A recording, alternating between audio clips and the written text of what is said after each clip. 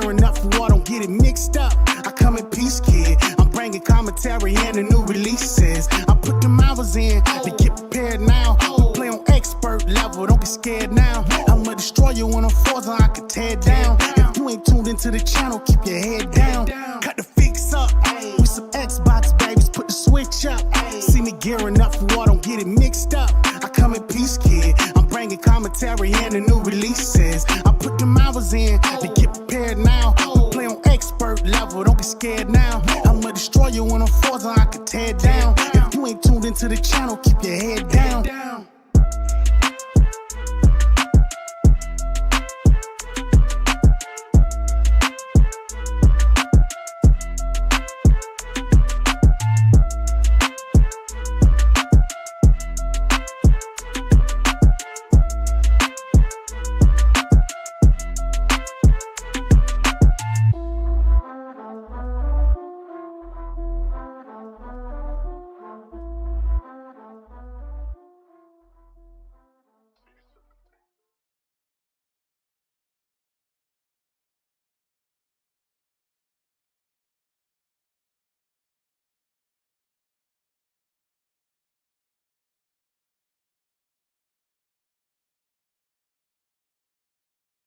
Let me get the chat open.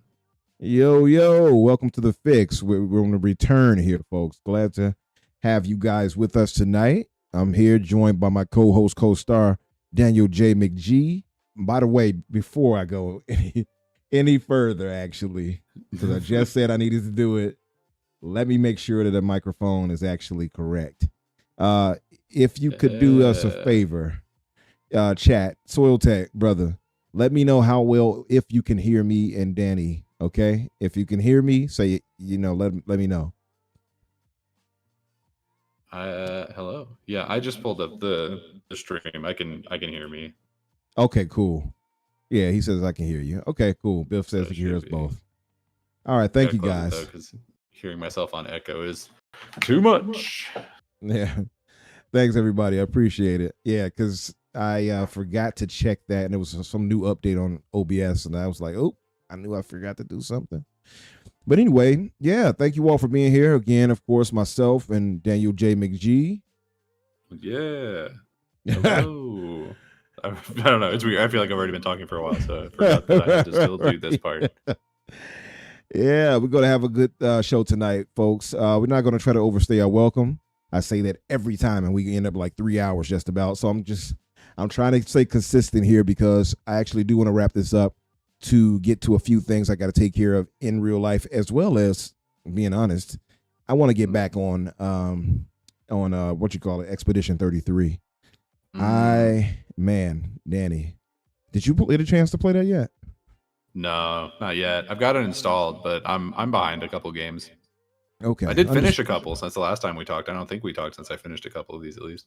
Yeah, I think so probably not. I've been catching up, but you've been catching. Okay. I'm I mean, listen, the crazy thing is, it's like we have a crazy overabundance of games. Like there should be no complaints. Right? Oh yeah, for sure. And then on top of that, I'm still also playing games for replay. So I'm also going back and playing games from like 25 years ago. Yeah. So. That's right. You're doing both. Yeah. So yeah, tell the good folks what you've been up to, man. What have you been playing? What have you been watching, etc.? How's everything going with the podcast? Podcast is going great. Really, really having a lot of fun with that. I don't. The growth has not been crazy, so I would love it if anybody listening right now could go over and hit subscribe on Ready Set Replay on YouTube or Spotify. But I'm still having a ton of fun making it. Me and Skylar are just basically. I mean, honestly, it was just a thing that we were gonna do for fun, pretty much anyway. And we just decided to make content out of it. So I'm not really that too upset about it. But been a ton of fun. We just put out our what was the most recent game replay one? I think Pokemon. We've recorded like 2 in advance, so I'm trying not to necessarily spoil those ones. But I think Pokemon Stadium was the last one that we put out, and we're about halfway through the first season of Star Trek original series. That's still going really fun. Big fan of that show. Parts of it hold up way better than other parts of it, but really good show. Loving it. In terms of what I've been playing and doing, I mean, it's been a couple of weeks, so I've actually got a lot of things to talk about. Is I don't remember if since the last time we talked if I had already beaten Avowed by then, but I have beaten Avowed now. I Um, I think we did. I think you did by the time last time we talked. Yeah. cool. Well, then I've also beaten South of Midnight. Finally finished that. Love that game. I think So that's what's your scores for both phenomenal. then? That being the case, because like if Ooh, you, I I'll start think with Avowed for you. Yeah. What was your overall feelings for Avowed? I think the state that I played it in, I think it would give it an 8.5. But then, I mean, we'll talk about it in a little bit here. But they're doing some updates for the next. Well, actually, one's already live, and then there's another one in a couple months. And it looks like the updates that they're putting out are addressing pretty much all of my concerns and issues that I had with the game. So honestly, if I replayed it, maybe like almost a 9, I would have to reconsider that. But right now, I think I'm sitting at like an 8.5. So And then we are lockstep because I believe I landed at an 8.5. yeah, I think that feels about right. I think it's not necessarily like this groundbreaking, amazing RPG, but I do think it's really, really solid. Like it doesn't necessarily break the mold, but I think it's like the best example of a game inside the mold, if that makes sense. So I'm a really big fan of that. Oh well, Zach. Hey, Zach Riley. And shout out to everybody in the chat. He says a bit of an echo, and I did see Biff. Is it just on my mention end, or it might just be both. He said a bit of reverb. Biff mentioned. So let me see if I can try to correct that in real time. It might be because of the interference of this Steel series. yeah? Oh, it's just me? Is there? I don't know if there's anything I can do about that. Let me look at my audio settings and see if anything has changed. Oh, it's better. Okay.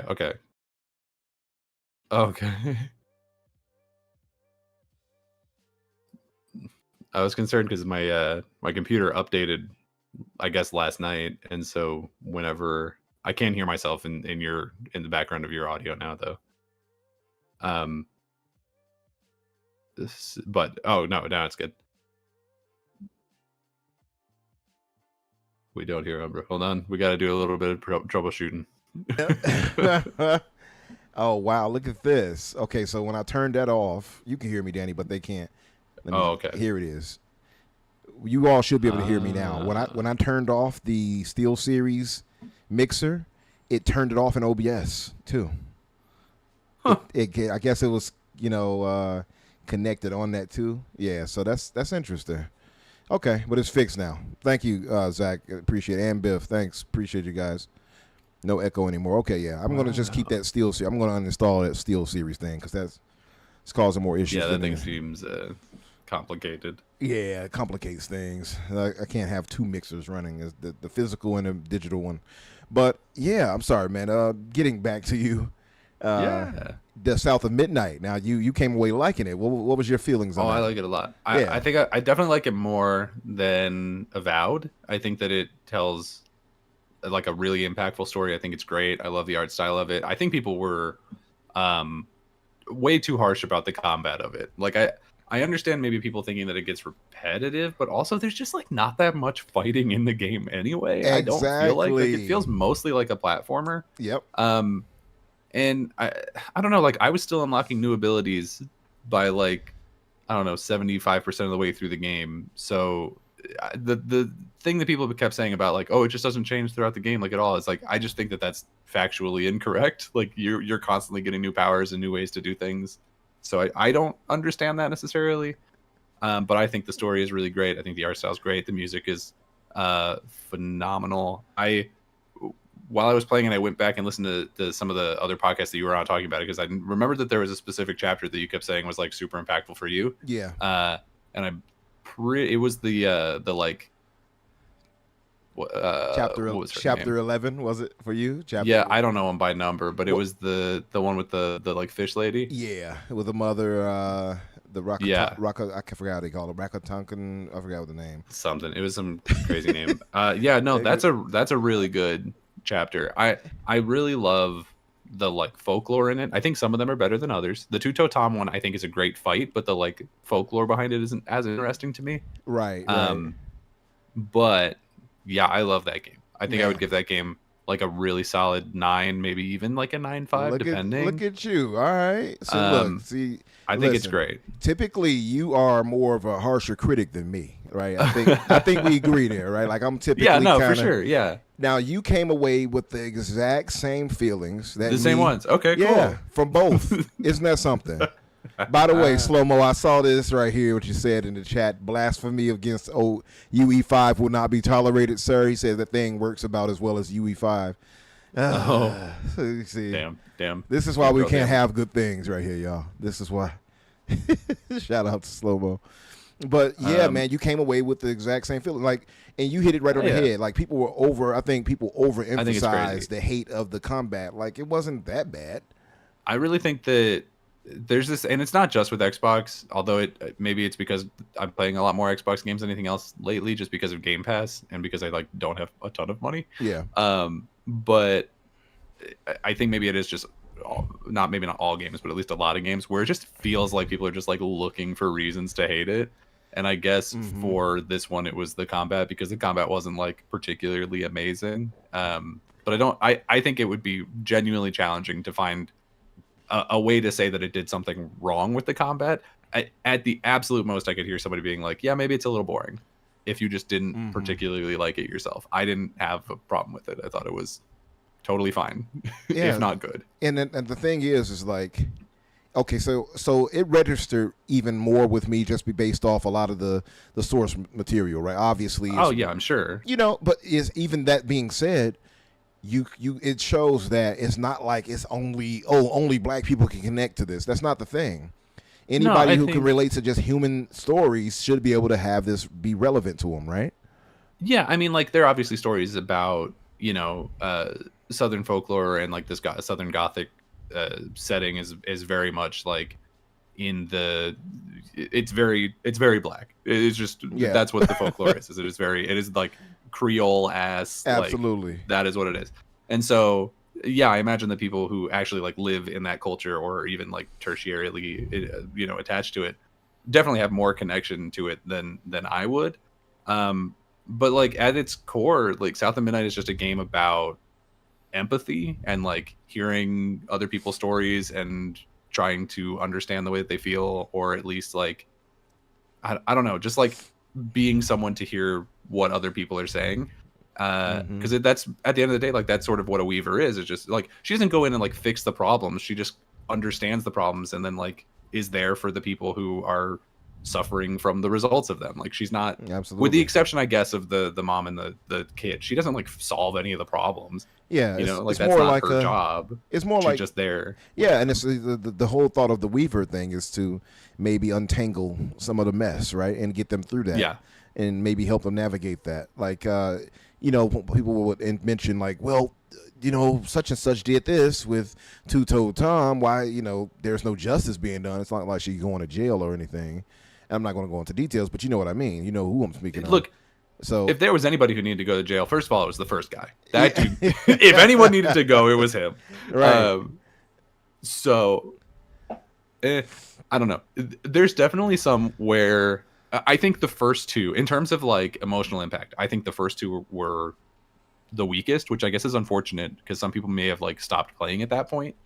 But I think the Rougarou, I really loved that. I think Rougarou. It's such a good, really good song. And that guy, I don't know who does the voice for that character. He's only got like 3 scenes, and he just like puts his whole ass in every single one of them. Like he is so good for no reason. Like he has, I think, a collective maybe 10 minutes of screen time, and he kills every single one of those 10 minutes. He is so good. He was great. So no, yeah, I really, really like that game a lot. And then, there's a couple other ones that I played just over the last couple weeks. Like I just finished Monster Hunter Wilds. I finished that like last night or the night before. It's also really good. I don't know necessarily what I would rate it, because it's one of those ones where it's like it is really good, but I also feel like it's kind of not for me. Like it's super crunchy and like so deep with all the menu systems and shit that just like that doesn't vibe with me. Like that's not what I enjoy in video games. Yeah. I looked him up, by the way. His name is Joel Steingold. Shout out to that guy. Yeah. I know he probably won't get nominated for like best actor or whatever. I mean, it's probably going to be a pretty crowded field this year with Expedition 33. Yeah. But he killed it. He should get a recognition. But yeah, no, really liked Monster Hunter Wilds. I don't know. It's not one that I necessarily think I would find myself going back and playing any more of. I think it's just there's too many like systems and clunkiness between getting to fighting the monsters. You know what I mean? Did you play it at all? For the Monster Hunter you're talking about? Yeah. You know, I did not, man. I had heard mixed things about it, and I was talking to a few friends, and even somebody who's a diehard Monster Hunter fan. They said that it was a technical mess. It feels like it. Yeah, I don't know. It didn't like run badly for me or anything like that. Like there wasn't any crashing or stuttering or anything like that. For me, it was really just like the mechanics of it just felt so clunky. Like when you're actually fighting, it feels fine.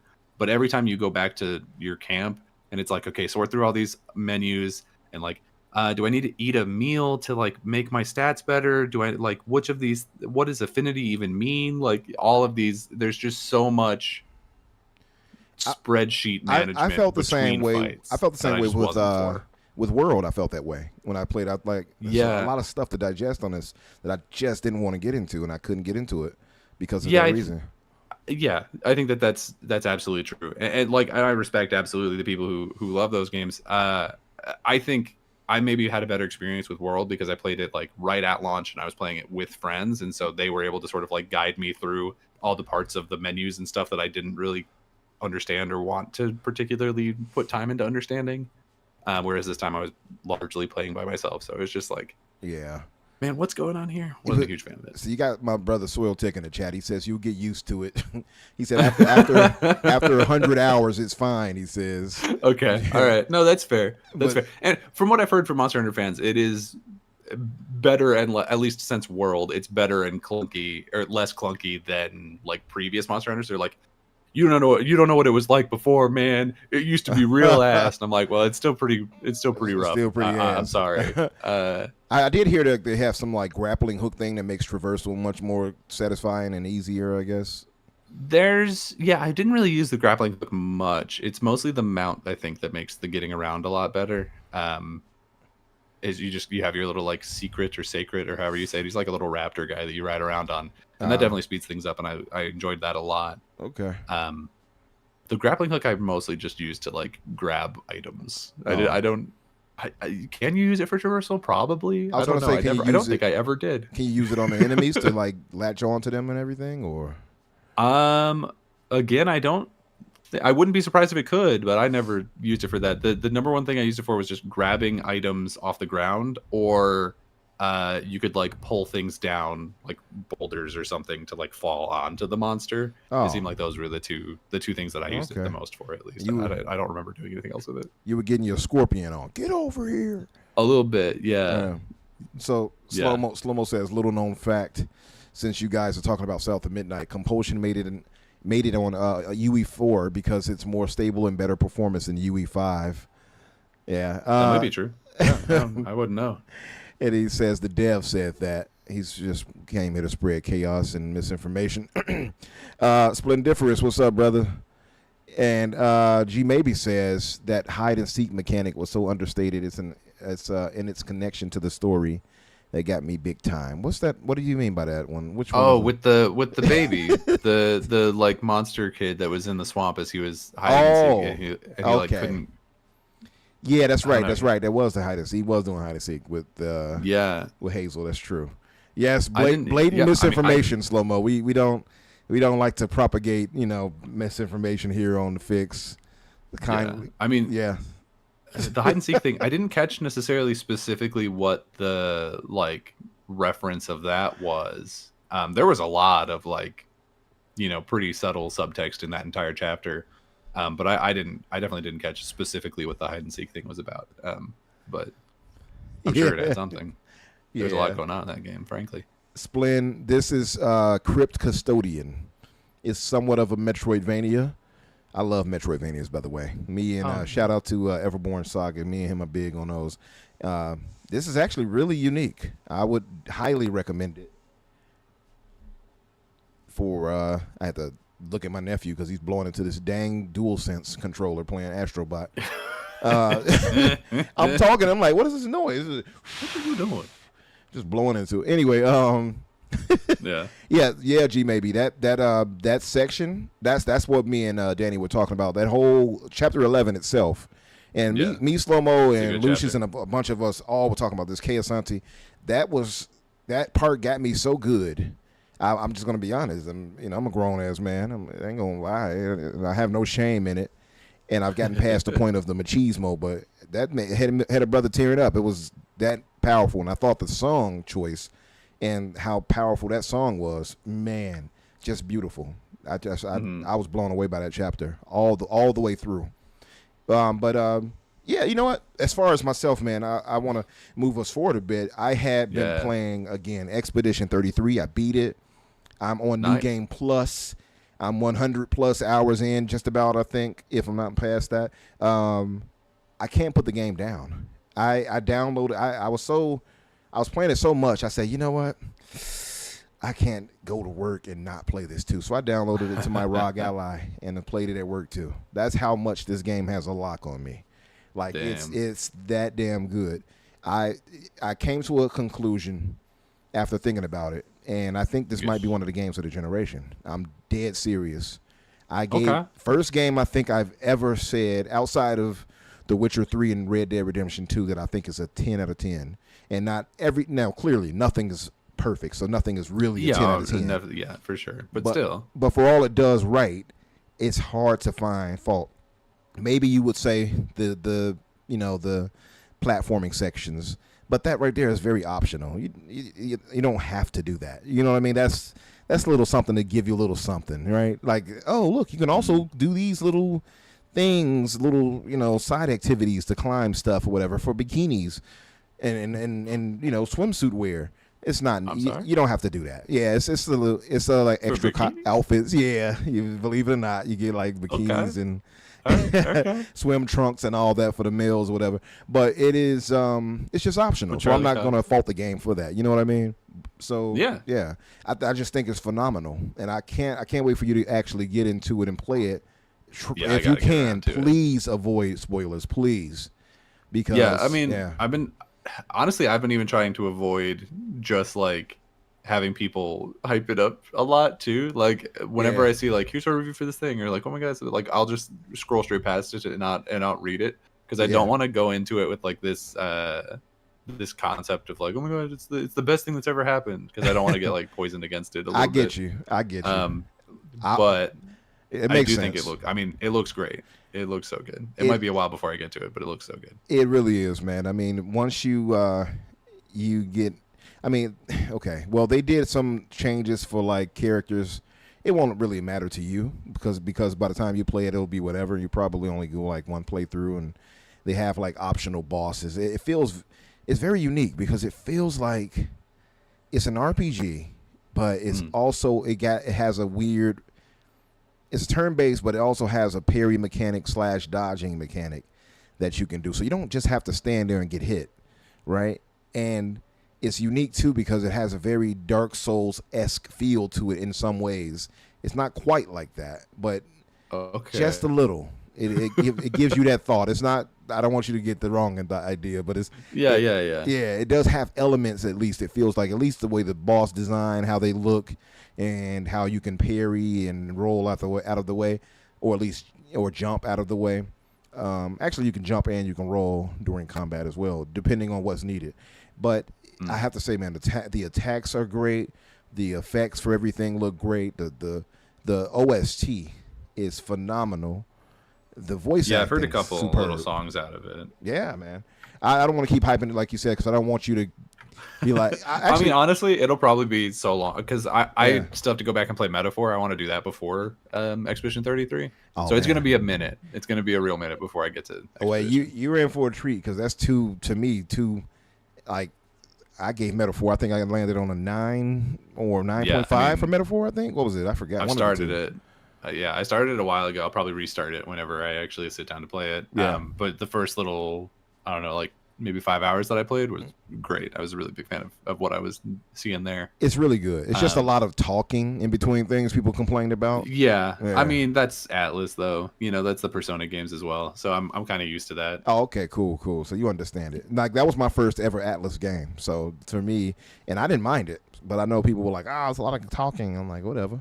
But yeah, I mean, it is a lot of time. They're not wrong, but Right. that's sort of like what I go to those games for. Like, is the interesting dialogue and the characters. So like, yeah, I don't know. makes sense. But yeah, man, I can't wait for you to actually get into Expedition 33. See, Stilo said it too. Game of the year. I legit believe this is going to be game of the year. I just don't see anything that's going to surpass it. Now might have a few surprises that like, oh, look at this game is coming. I just, as of now, I can't think of anything that we know of that is going to surpass this. I just don't see it. The story is superb too. I saw some people like trying to downplay it. Like Hogue Law, he was like, "Oh, the story is nothing special." I disagree. But yeah, that said, I'll get off of it because I don't want to, give too much thoughts on it and have you lead you anyway. But I do want to get your thoughts when you finally do get a chance to get into it, and especially after you get through each act. I want to get your thoughts. But yeah. Let's move to this news roundup, man. A matter of fact, let's start off with the Superman trailer. How about that? But to start off the news roundup. Hell yeah. Yeah. I've been watching that a lot. To be honest with you, I've been watching a lot of different people like breaking it down and what's going on in this trailer. Like I'm in too deep on this one. I fear. I want to get your thoughts on it though. And I'm wondering, should I mute it?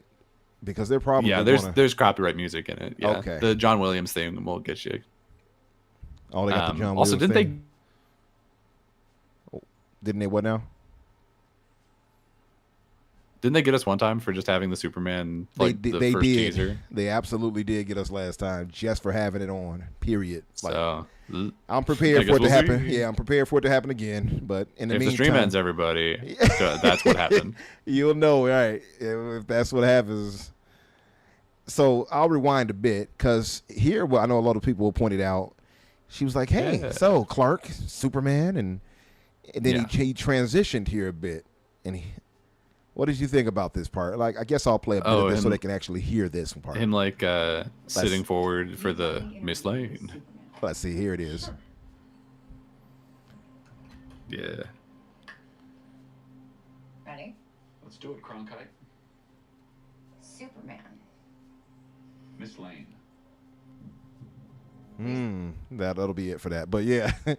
Yeah. What did you think about that? Like, I saw a lot of people were kind of hyping up the fact that he did the voice change thing, and he did the voice change. He definitely did the little what's it called, like code switching or whatever, for between Clark and Superman. I think that's good. I think it's subtle enough to be believable without being like he's not doing like some stupid ass Batman voice or something. You know what I mean? Swear to me.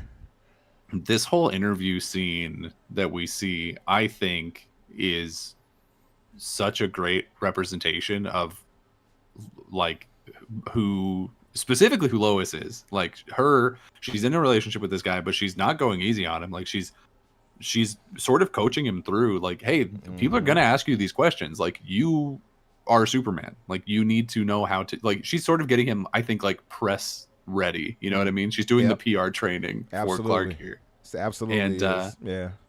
And I think it's great. It shows her as like a real journalist who takes it seriously and asks the hard questions and does all those things.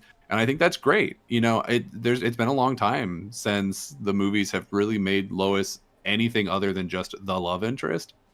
Either the love interest or the snoop that just gets involved in a bad situation. It just gets like a damsel in distress. Damsel in distress, exactly. It's I haven't watched Superman and Lois, although apparently it's great. So I think that apparently that one's really good. I guess the Lois in that is quite good. But my only Lois that I've ever really liked is Erica Durance in Smallville, and this is Rachel Brosnahan here is giving me a lot of that same like energy. And so I think her casting might be the best casting in the whole movie. And I think all the other casting that I've seen so far has been good to great. Like Nicholas Hoult as Lex Luthor seems amazing. David Corenswet as Superman is amazing. Yeah. Like I'm super excited for those three, and those are like the three you got to get right. So, But everyone, like, there's not a single person in here where I'm like, that's a weird choice. You know what I mean? Like, I'm not looking at Eddie Gathegi and being like, really him for Mr. I would agree with that. Like, I remember before this all came out, and you were hyping up David. He has one of the worst last names. Not great. Yeah, not a great last name. Corn Sweat. But I do remember you hyping him up, saying, you know, he's a pretty good actor. I think it's a good casting. And you did hype her up, too. I remember that for Lois. And from what I'm seeing here, I agree with you. She does give off a good energy as far as that goes. I still think it's kind of hard for me to break away from this, but I always go back to Christopher Reeve's Superman, right? And and then you have the Lois Lane by what's her name? I don't remember her name, unfortunately. What is their name? I gotta go look it up. Cast. Who's the cast? Let me just pull that up. That is Margot Kidder. That's it. Margot Kidder. That's right. So I liked Margot Kidder too. Although she did, I'm not trying to sound funny. She always felt kind of like a lush to me in those movies. Like, yeah, she wasn't my favorite part of them. Yeah. She was good, but I didn't necessarily like love her character. I think that this has a good chance of being my favorite Lois. She might be. She might end up being. And the thing, what I like so far is you definitely do see like they're presenting two sides to Clark here. That you know, Cavill, Biff says Cavill was the best. A lot of people love Cavill, right? And I think he was great. I think the movie wasn't Superman. there for him. And I agree with that. And it wasn't his failing. It was the failing of Snyder. And because he already put him in a bad position by having him be this kind of emo situation, dark. Like, that's not Superman. Superman is it should be at least a beacon of hope. And I can already see that in this movie just off the color palette choice alone. Like, that's one thing that caught me, you know, and that does excite me. And it's the same thing where I have the same energy I feel from Fantastic Four. They captured the spirit of it because of the colors, because of the wholesomeness feel to it. This has that right here, and even the quotables in this. And he said, "What does he say? I'm trying to do good in a world where good is old fashioned." I think he said something like that. And you gotta love it, man. That to me screams, you know, the Boy Scout, as they say, with Superman. Like that draws me back to that. So I will say, like, typically I do kind of go back to the Christopher Reeve Superman as the standard. And so I want to ask you, like, because you have him, you have Gene Hackman as Lex, you have Marlon Brando as Jor-El. You know what I mean? You got Margot Kidder. So far from the cast I'm seeing here, who's the guy they got for playing for Lex on this one?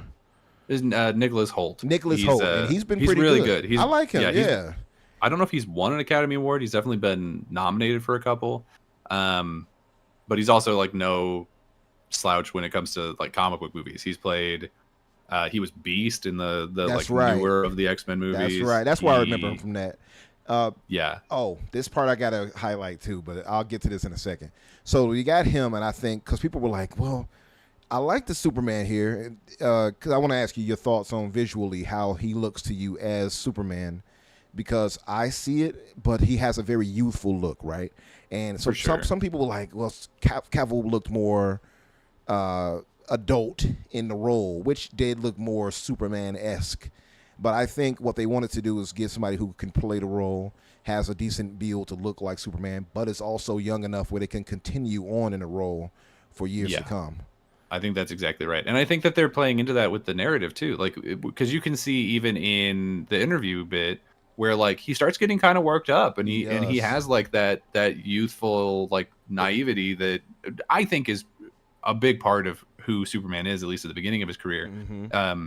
It's just like it is that like complete like blind optimism. I think that's a huge part of it, who he is as a character.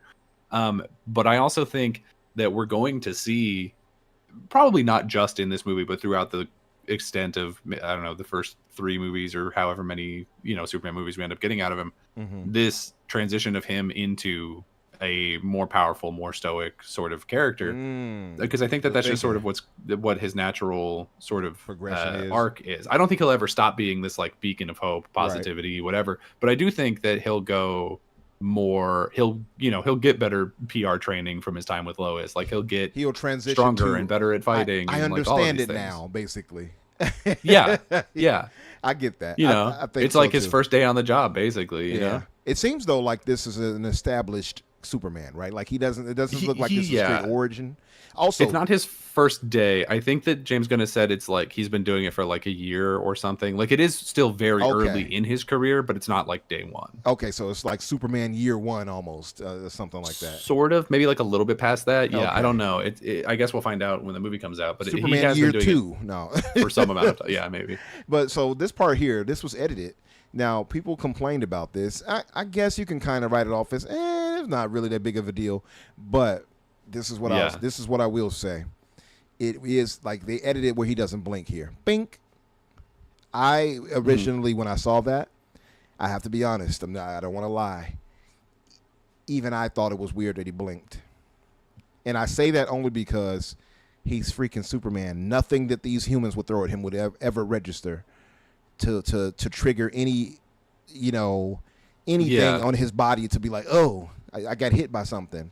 You know what I mean? So it did. So I hate to be like super nerdish about it, but I feel like that correction tells me that they understood and listened to the complaints, and I think it's a valid one because he's Superman. This right here should not make him blink. It's a small thing, but I think it's a necessary thing. Could not possibly care less about whether or not he blinks at this point. Like it's like I heard some people complaining about it, and I was like, brother, like.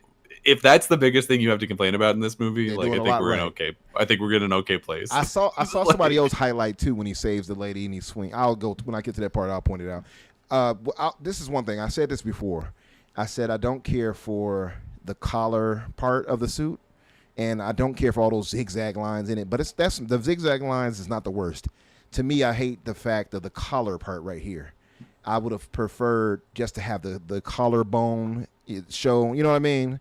I think that looks more in line with how Superman should look right here. Where this is all of this is moving because right here is basically his new 52 outfit, basically. Yeah, I hear that. I do prefer the collar. I think myself. I think it makes it feel more like a uniform, whereas the like deep U on the like old Superman costume has always looked like he's just wearing a T-shirt that doesn't fit right. You know what I mean? Like that's just always how it's felt to me. Yeah. So I kind of do prefer the collar, but I don't know that I like really particularly like care too much either way. Like I would have been fine regardless. But I think it looks great. Like I really like the color of it. I like the way it fits. I don't know. Like he looks like Superman. That's all I need. Now, this is what I'll say. Again, the colors. Look at the colors and everything, man. It's popping. It's looking really good. It's very bright. And that's him being really emotional there. I do want to highlight that part. Let me see if I can. Uh-oh. Nope. I hear the music. Uh-oh. Ooh. Doing good. I would question myself in the same situation and consider the consequences. People were going to die. I love that shot right there, by the way, where he's falling to earth. I like the way, because also too it registered with people, like they were like, oh, like bow right there. So I think that looks pretty good. Some people complained about that shot though. They were like, oh, that looks like CW. I'm like, that does not look like some damn CW. Yeah, I mean, y'all should go and watch the CW. It looks a lot worse than that. Yeah, a lot worse. But I'll say this, like I said this before. I think that the costume is not bad. It's just it felt a little dullish on the Superman symbol, right? That's fair. Yeah. I mean, I don't know. I don't really, I really don't have like that strong of opinions one way or the other about the suit. Like I think it looks good. Yeah. Like I think I've heard a lot of complaints about it, and it is that like Superman is such an iconic figure that everyone has opinions about every single tiny little aspect of it. Like, yeah, if the shade of blue is one shade off, or like, oh, his hair doesn't curl in the right direction, then like someone's gonna say some shit, and so like I get it. But like my favorite Superman is Tom Welling, and he doesn't ever even put on the suit, so I don't care. Like I don't know. It almost felt weird to even see him in the suit at a point. Tom Welling, like, can I even see him in it now at this point? Oh, yeah, so I'm like, I don't know. Some people like this part right here, by the way, when he says, "Oh, the eyes up here, bud." Eyes up here. Yeah, a lot of people like that part. I thought that was pretty dope too. For I one, love. I'll just say I have nothing but trust in James Gunn. I'm just going to throw that out there real quick. I'm so excited about this. I really do think he's going to turn in a great, another great movie here with this. By the way, what's up with her face right there? Because she gets scratched and you see the like black crystallization on her face. Let's see if I can catch it. See Yeah, that? so she's the engineer. She's Okay. part of the Authority, which is a Wildstorm sort of Oh, twist on the Justice League, Oh, basically. that was who that was. That was walking with him. That was holding Clark. Right. I'll go back. Let me go back. I don't so you know. can see it. The guy who's holding Clark Right is there. a mystery, but the prevailing theory is that that's Ultraman. That's even what I'm though thinking. It looks like Ultraman- Ultraman, right? Yeah. Well, I don't even necessarily think it looks like Ultraman. I think the U is just like, well, there it is. There's Ultraman. But I also True. am like, True. I kind of, I think that if that is Ultraman, he's going to have a different origin. Because I think if that's Ultraman, they're not going to be like, he's the bad Superman from Earth 3. Like, I just don't see that being the case in literally the first movie. Or if it is, like, they just mention that and then move on. Yeah. I don't know. It's definitely possible. It would make sense as to why he's strong enough to, like, catch Superman. Clark. It's Also where he pushes his face We'll into have the to see. ground right here. Like I think he smashes his face. Yeah, right there. So yeah. like, I also don't know necessarily in that moment because you can also see that like Clark's not beat up there, like his suit's all clean and stuff. Yeah. I think that that's just police brutality. Like I don't think Clark's fighting back at that point. I think I think he was just like allowing himself to be It looks arrested, like and then it. Ultraman, I think you're right decided to be because a his jackass hands about are it. free, as you can see it right here. His arms, Yeah. he's not bound right there. So I think he wasn't resisting. So I Yeah. agree. But this guy who's doing it clearly is superhuman because he smashed his face. Yeah, to the he's ground. got some shit going on. There's a lot of theories floating around about this character, and I'm of the mind of just like we'll see what it is. If it's Ultraman, we'll see. Yeah. Some people also think it might be like Bizarro or like some other form of a clone of Superman or something. I guess people just really the prevailing theory is that one way or the other he's gonna rip that mask off, and it's gonna also be David Corn Sweat underneath that mask. So Hey. that's what everyone's thinking. Yeah. I don't necessarily have I don't know. I don't have like a hope or expectation for that one. Yeah. I'm not drawn one way or another. It's clearly that they're going to do something with it because they're not showing his face. So it's something. Yeah, I think there's gonna be something. I think. Gray says But- that he looks like Henry Cavill and a love child of Henry Cavill and Tom Holland. Bro, if David Corn Sweat. if Ultraman takes that mask off and it's Henry Cavill, I'll scream. Oh, that'd be funny. Yeah. I'll scream. It's fun- In actually- theater, I will stand up and scream. Actually, he does have a bit of the build. Actually, now that you say that, let me see. I mean, I feel like Maybe? if Henry Cavill had been on set, we would have heard about it. Yeah, I feel pretty yeah, strongly about that. they got it out. I see Frank Grillo. They got Frank Grillo in here too. I see. Frank Grillo. What's his not Sergeant Brock? Flag, Sergeant Flag. Oh, Flag, Captain, okay. whatever it is. He's the father of the guy who Peacemaker killed in the Suicide Squad. Okay. And he was also the leader of the team in Creature Commandos. And this is the same guy who voiced it in that, and it's the same character. Those are both in the same sort of canon. So I guess technically he's our first crossover character. That's interesting. So one thing I'm seeing that they're going to be doing is a lot of destructibility, but not just for destructibility's sake. And that's what Snyder's movies always felt like. G maybe says Henry Holland Sweat. Yeah. But because like Snyder's, the big thing about him is he's good on action, but at the same time, it's the way he had destruction. That's one of my complaints about it. Is like watching that. It's like, okay, you just have people dying all around Superman. He's not really saving anybody.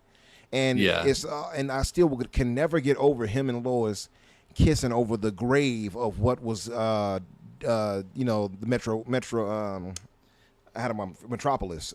I'll never forget that. It's like, why do you have them kissing right here in this moment? Like, that's so stupid. But I mean, like, definitely. I mean, the clip that you have paused on here, like, there's definitely still going to be a bunch of destruction. Like, definitely. Clearly, Metropolis is getting screwed up. Yeah. But I also think that that's maybe partially why there's so many heroes in this movie is that we're going to see like a lot of Superman's going to be fighting a lot of these guys, and he's going to be trying to save as many people as he can. But then also in the background, we'll see like, I don't know, a big green like emergency slide show up from the Green Lantern, having some people help them get down, or like we'll see Mr. Terrific flying people out with his T-spheres or something. Like I do think that that's something that James Gunn definitely has like heard the complaints about. Mm-hmm. I think that's cool. I'm super super excited about this movie. I think that it's going to be quite possibly my favorite movie of the year. Although I will say, and we're going to talk about his next work also later in this episode. But I don't know if you saw Sinners. Good ass movie. I did. That's going to be a tough one to beat. Loved it. And Coogler's doing Ironheart, which I don't think looks as good. But He's producing it. Is he got something producing going it or directing Ironheart? I'm not sure. I assumed directing, but you're right. It might not be that. I think it's producing because they would have highlighted that way more if he was directing it. I mean, they put his name's the first one you see in the trailer. I'm pretty sure. Like they're definitely like, this is the guy who did the thing. You know what I mean? Right. This enemy here, I wanted to highlight this. He's a relative newcomer, I think. Maybe made for this. He's a brand new. Is it? Yeah. So it looks like at least early on the plot is going to be that Superman has a ton of power and he wants to do good, and so he goes and he stops or like does something to interfere with this war between two fictional countries that have existed in the comic books forever, Barovia and Jaranpur. Yeah. And Barovia. It looks like the Barovians are souped up with like Luthor Corp tech. Yeah. So he's going to go and interfere with that, and then I think that this suit, which is the Hammer of Barovia, I think that this is something that I didn't turn my phone off vibrate. I apologize. Is that I think this is going to be a situation where Lex is like trying to frame him, and so he's like made up this character of the Hammer of Barovia to be like, you interfered in this war and now the war has come here, so that people turn against him, and that's why we see people throwing Coke cans at his head or whatever. That's my assumption. Yeah, that's interesting. I will say too is even despite what I was saying about the suit, it's clear that they are highlighting certain color elements themselves and enhancing it, because you can see the more brightness and fullness of red here in the trunks. And by the way, I got to say this, and I know a lot of people are like, I didn't like the trunks. I love that the Superman with the trunks. I don't think he looks right without them. I'm just being as honest as I can. Same thing with Batman. I feel like both should be there. Like trunks just work with them. It's not a thing of like I just want tradition. I just think it looks better on them. And I'm so used to seeing it, it just looks wrong without it. So I think they did a lot right with this, going off this. Everything I've seen, special effects look good. The dialogue seems right. The tone seems right. We're seeing a lot of... I'm just hoping that they don't mess up this Lex and have him talking about, we're just going to flood the earth to make some real estate development. It's like, I don't want to hear stupid stuff about... I want to hear real stuff, you know what I mean? Like a serious plot from Lex. By the way, people complained about this part too. She should have died right then and there, which, in real life, she would have died. She got hit? Yeah. I mean, maybe. Yeah. Unless, I don't know. You could very easily just comic book that away and be like, well, no, you couldn't see, but, like, he caught her in such a way that her head didn't snap. Like, well, he's going at fucking light speed. Like, he's Superman, dude. What do you want? Exactly. Also, I'm, like, entirely confident that these two shots are different shots, because this woman that he's carrying here with the burn on her face is not the same as the woman he catches. Like, if you look at the woman that he rushes into... she's significantly younger, and also wearing different clothes. So this is not the same woman. Oh, is that a different person you're saying? Yeah, these are not the same woman. Let me. I'm pretty confident. I was texting my brother. Let me go back a bit. Hold on. Let's see. Oh yeah, it looks like it might be a different person. Let's see. Because the person he catches, it seems a lot younger. She's wearing like a similar color, but I think she's wearing different clothes also. Yeah, I'm not sure one way or another. Now I see some Brainiac activities back there. Am I wrong in that? Yeah, I don't think it's Brainiac. I think it's just some random thing. I think that's. I think after he like gets back, I think he's probably gonna get like shit talked by the League, and they're fighting something out there, and he's like basically been grounded or something. Oh, so they're like, you stay home. He's under super house arrest or something. I don't know. Super house arrest. They're like, we got it from here. And like, to be fair, it's a Green Lantern and Mr. Terrific. Like, they can handle whatever. I could see Guy Gardner saying something like that to him, by the way. But yeah, Where's Batman when you need him to punch a guy in the face again? Of course, they got my man here, which is, if I'm not mistaken, let me make sure I'm seeing who I'm seeing. Mr. Terrific? I thought that was. I thought in my head, I'm thinking that was my man from what's the name of that show? With Archie Bunker. Archie Bunker. Yeah. Oh, are you talking about? Wait, are you talking about Pa Kent? Yeah, because he's playing Pa Kent right here. But the show with Archie, with those were the days. What's the name of that damn show? Not Family Matters. I think that might be before my time. It was before both of our time. But what is the name? Okay. Okay. I mean, I've heard Archie Bunker before, but I've definitely not watched whatever show that is. Yeah, I cannot think of, for whatever godforsaken reason, I cannot think of the name of that show. All in the Family. That's it. Mm. But I thought that was Rob Schneider. I think is it Rob Schneider or Rob? Rob Schneider's the comedian. Right, so it's not him. What is the name? Hold on, I got it. Now I hate when I start going through this and I'm like, who was that person? I pulled it up. There's a guy called Rob Reiner. Is Rob that Reiner, that's it. Michael Meathead. Meathead, Stivic? yeah. I thought that was him right there at first, but now I'm looking at him. That's not him. No, so I don't remember the actor's name, but the guy who's playing Pa Kent is he's just like a pretty well-known character actor. Like he played a bit role in like The Walking Dead. He was on a couple of episodes. I don't know. He's been in a bunch of things, but I don't think ever as anything like particularly important. Something is big, yeah. Yeah, but also it's like I don't know how important Pa Kent is going to be to this story. I think that we have basically seen the extent of Pa Kent's involvement in this movie just from the trailer, and I'm kind of okay with that because I think the line that he gets in the trailer is like that's all I need. That's all I need is to know that Pa Kent is like a really good dad. That's all. Yeah, for that sure. he's not just gonna be like, I don't know, fuck them kids, let them drown. Oh, I hate, man. Speaking of another issue that I had with the Snyder movies, that was I hated that part so much. It filled me with rage. Like it was insane how I was in the theater looking like, what is this nonsense? But yeah, this it's a crazy good cast in here. I mean, they have my man Wendell Pierce who's playing the editor of Daily Planet. What's his name? Perry White. Perry White.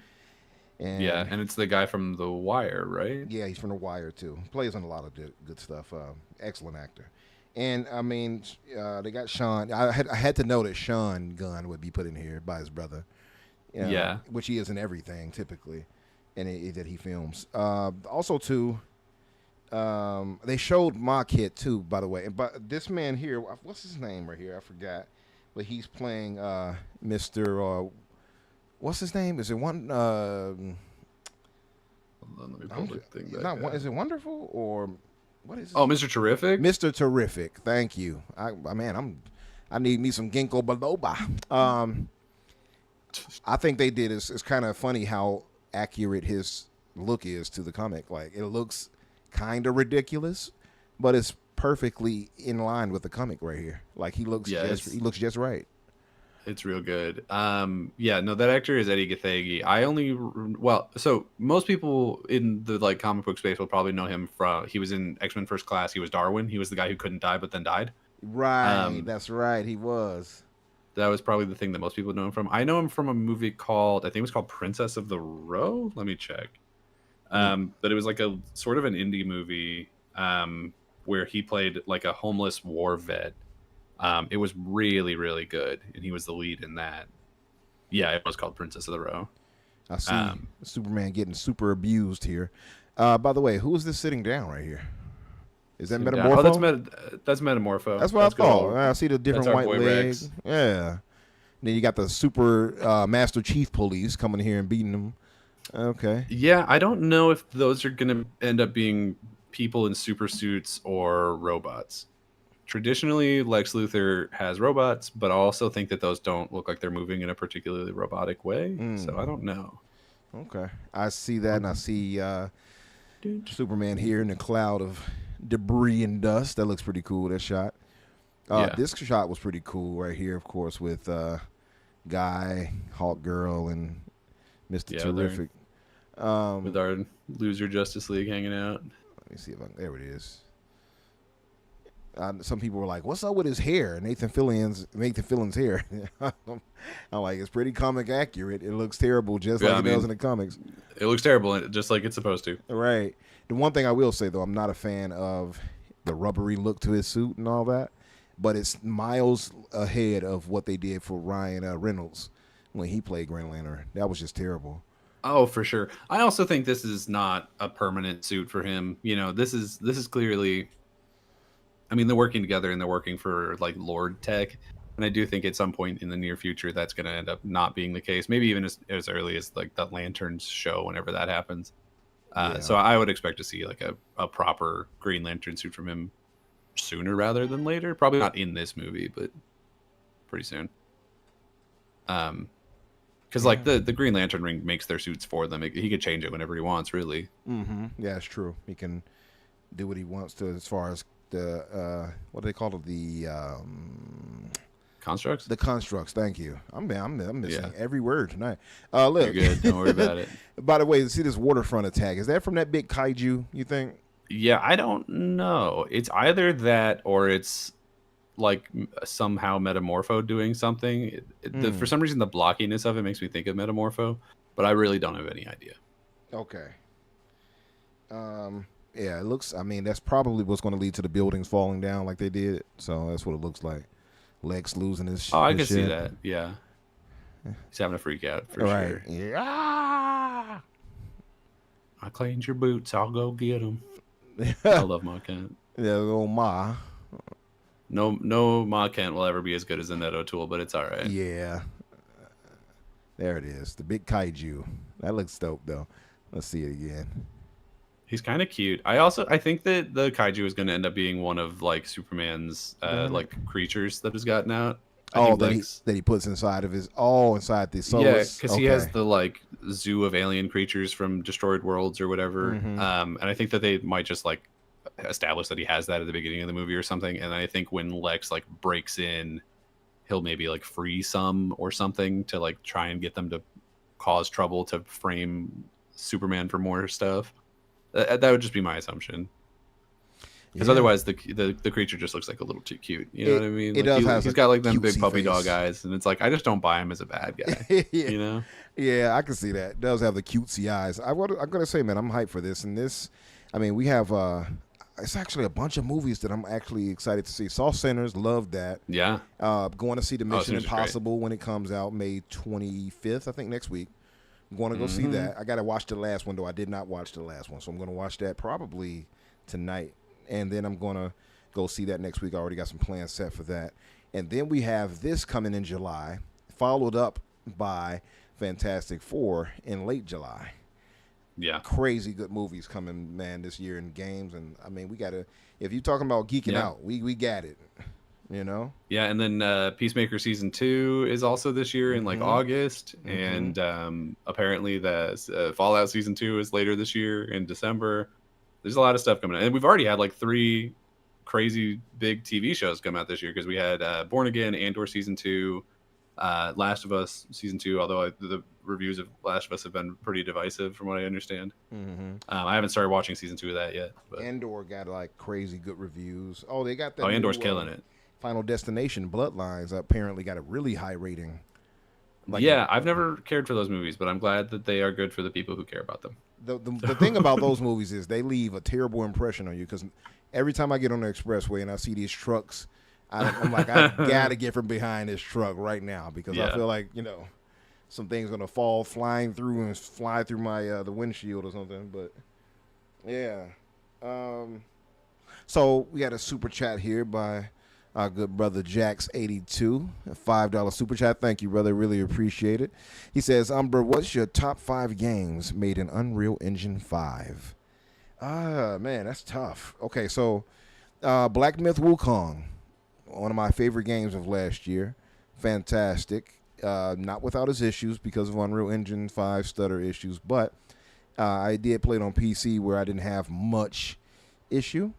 So I can't really complain. I saw very minimal issues with it on my end, although I'm sure The mileage may vary for people, but Black Myth Wukong I thought looked phenomenal. It played phenomenal. I enjoyed the hell out of it, and that was a shining example of Unreal Engine 5. Banishers, Ghost of New Eden looks really good in Unreal Engine 5. They did an excellent job with that. Let me think. Oh, how can I don't know why I just got a brain fart, but Senua Saga Hellblade 2. The best looking game of this generation so far. No game has outdone it, not even Black Myth. As far as just pure concentrated real visuals, nothing has come close to outdoing the like crazy visual tech of Hellblade 2. That's Unreal Engine 5 as well. Let me think. Remnant 2. Enjoyed the hell out of that. I didn't beat it. I need to go back to beat that. It's not the most visually impressive, but it did look pretty good. That's also Unreal Engine 5. Let me think. What else? What else was done that I can think of? Oh, you had Tekken 8. That was Unreal Engine 5, believe it or not. That looks damn good. Played well. And I feel like it's something else I'm missing. Because I'm like on a spot right now, so I'm trying to recall everything. But it's something else that I'm not recalling. There's so many games made in Unreal, though. Like, I probably shouldn't have this much of trouble. But, oh, that's right. Thank you, Fuzzy. That's right. Expedition 33 is Unreal Engine 5. That's right. Great looking game. Not the best looking game in Unreal Engine 5, but I don't think it needs to be. I will say the cutscenes are particularly great, though. They did a great job with the motion capture and everything like that for that. Expedition 33 is my game of the year, so why not champion that as the best use of UE5? Why not? I'll go with that. That'll be my 5 right there. Thank you for the super chat, brother. Let's move on, man. Let's move to this news roundup.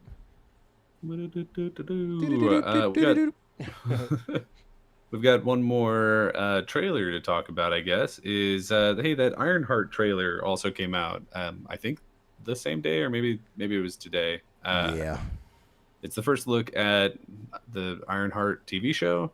I don't necessarily think the show inspires a lot of like excitement from me, but I think it looks totally whatever. You know, it is a it sure is a movie, like not a movie. It sure is a show. I don't know. It's the villain character doesn't really speak to me in this trailer. I think Riri Williams is fine. I don't like the way the suit looks in it. It looks a little too like too clunky.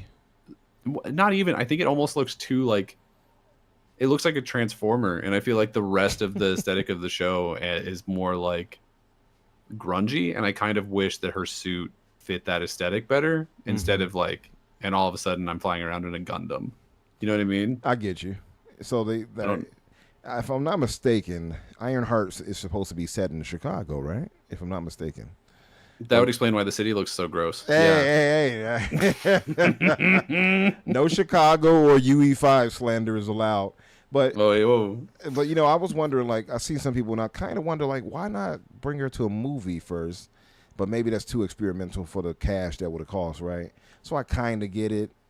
Yeah, I mean, they introduced her in Wakanda Forever, so I guess that kind of counts. But they did. I don't know. So Ryan Coogler, he's the producer of this. He's not the director. Oh, okay, he's not directing. Yeah, but okay. Well, that was the number one thing that had me interested in it. So if he's not directing it, maybe it's a little bit of a step back for me personally. yeah. Also, yeah, that's Chicago for sure. Right there, there's the L. It's based in Chicago. They probably didn't film it all here. But yeah, Chicagoans know a lot about L's. That's because we usually handing them out to people. You know what I mean? I don't know. We'll have to look at the Bears record real fast. Let's not bring the Bears into this. Hey, I mean, you'll do better this year. You might win like 6 games instead of 2. I know, right? Benedict Johnson is probably going to do some good over there, unfortunately. Now this part, see, I hate when I see, like, I'm going to be honest. Come on, y'all. These like kids, right? Let's break into this as like these stereotypical thugs and just like start roughhousing people. Like, look at them. You know what? Come on. What it reminds me of, unfortunately, is because the villain is like he looks like a magician or something. Like he's got his stupid cape. It reminds me of the like "Now You See Me, Now You Don't" trailer. Oh, Do you know what I'm talking I know, about? yeah, I know exactly what you mean. Like it It's- has that and same like that's the red hood, "Hey, right? The red hood. Pick a card, and then yeah, I don't know. When I hear Red Hood, I always think of the DC character, so I don't really know Yeah. who this character is. Yeah, I know what I know exactly what you mean. But yeah, I think it's Red Hood, if I'm not mistaken in the comics. Yeah, you're probably right. You know, I will say, her suit does look kind of Gundam-ish. I don't know. It just feels out of place, and Yeah. that might be the point. But I don't know. It just doesn't work for me.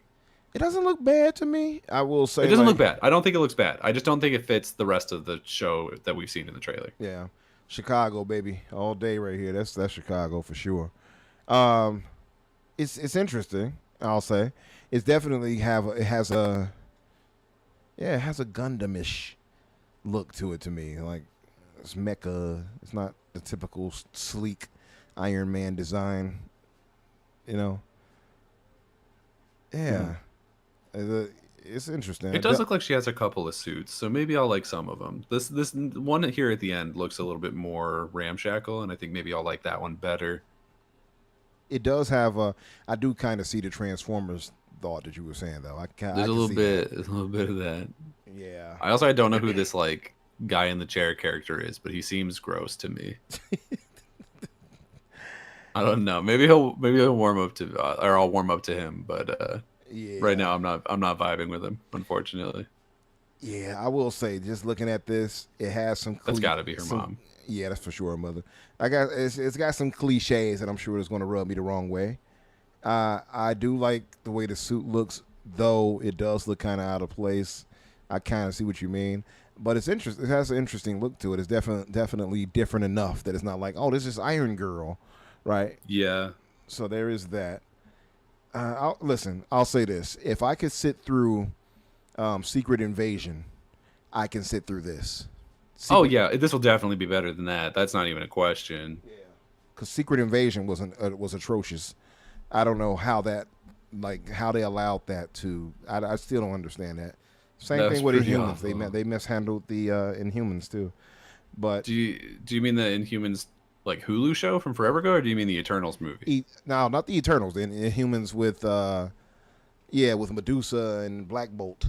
Oh, that TV show from like forever ago. Yeah. I don't even know if that was Disney doing that. I think that was back when like Runaways and Cloak and Dagger were being done by like other like outside people. Was it? Okay, maybe you're right. I think so. I don't remember. I'd have to look it up. It's unfortunate too because Blackagar Boltagun, that's his actual name, one of my favorite Marvel characters. I would have loved for them to actually have a movie for that and actually put real effort behind it, but they did. I mean, they did show him obviously in a Wanda. Took him out in Doctor Strange. Anyway, yeah. So there is a trailer here. Now the controversy about this, I'm not sure if this is going to be good. I'll say it does have some cliches. I'm looking at that. I'm like, I can see this coming off kind of cheesy, but the controversy about this, man, is that it's got what, like 50%, according to that. I'll let you read it because you have it in front of you. Let me see. Oh, yeah. It's the Ironheart's new trailer has now received over 50% more dislikes than likes on YouTube. Yeah. Which is crazy. Because, like, I don't necessarily think it looks great, but I don't think it looks bad either. Like, my immediate reaction when I saw this trailer was like, oh, yeah, there it is. Like, there's another one of these. Cool. Yeah. Like, I don't know. It doesn't have anything in it that I would, like, oh my God, I can't believe they're doing this. You know what I mean? Exactly. My thing about it is I don't even care if people don't like what they see. That's not a problem. Yeah. Because your opinions on it is fine. The problem is Twitter has become such a cesspool, and online in general, and it's carried over into all these things. And the same people that will tell you about culture wars, they carry culture wars to downplay and trash and shit on everything nowadays that has any diversity in it. So they're calling this, the people in the comments, the comments on Twitter had to be turned off. There was so much racist stuff being said that they had to turn the comments off.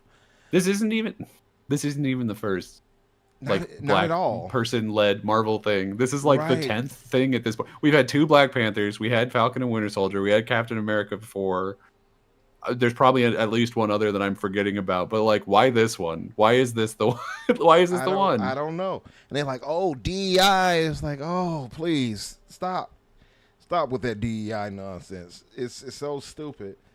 And it's like, how is this possibly that? And it's almost, it's kind of comical now. Like, I don't. It's frustrating, but it's also comical. You know what I mean? It's a movie, like, they didn't gender swap or race swap. Like this is just what the character is. Like, do you just not want this character to have a thing? Oh yeah, Blade. Biff says Blade. Although that didn't. I think that's like low key canceled at this point. But yeah, there's a bunch of other stuff. Is it just because this one is the first one that doesn't immediately look like really good or something? Is that what it is? Like, this one just kind of looks whatever, and so they're like, this is the place where people won't be mad at us for being racist if we talk trash about the one that people aren't excited for. They'll never see it coming. Like, I don't get it. It's just cheesy, man. I don't understand it. I really don't get it. I feel like if you don't like what you see, that's fine. Say, hey, I'm not liking this. It's not looking good. It's looking trash. I can take that. That's fine. That is fair. But when everybody starts leading with obvious racist dog whistles, it's like, y'all don't have to do this. And it's this unnecessary, like, hate, and people take it as a joke, it seems like. And we're like, oh, it's just fun. I'm just trolling. No, racism is not a troll.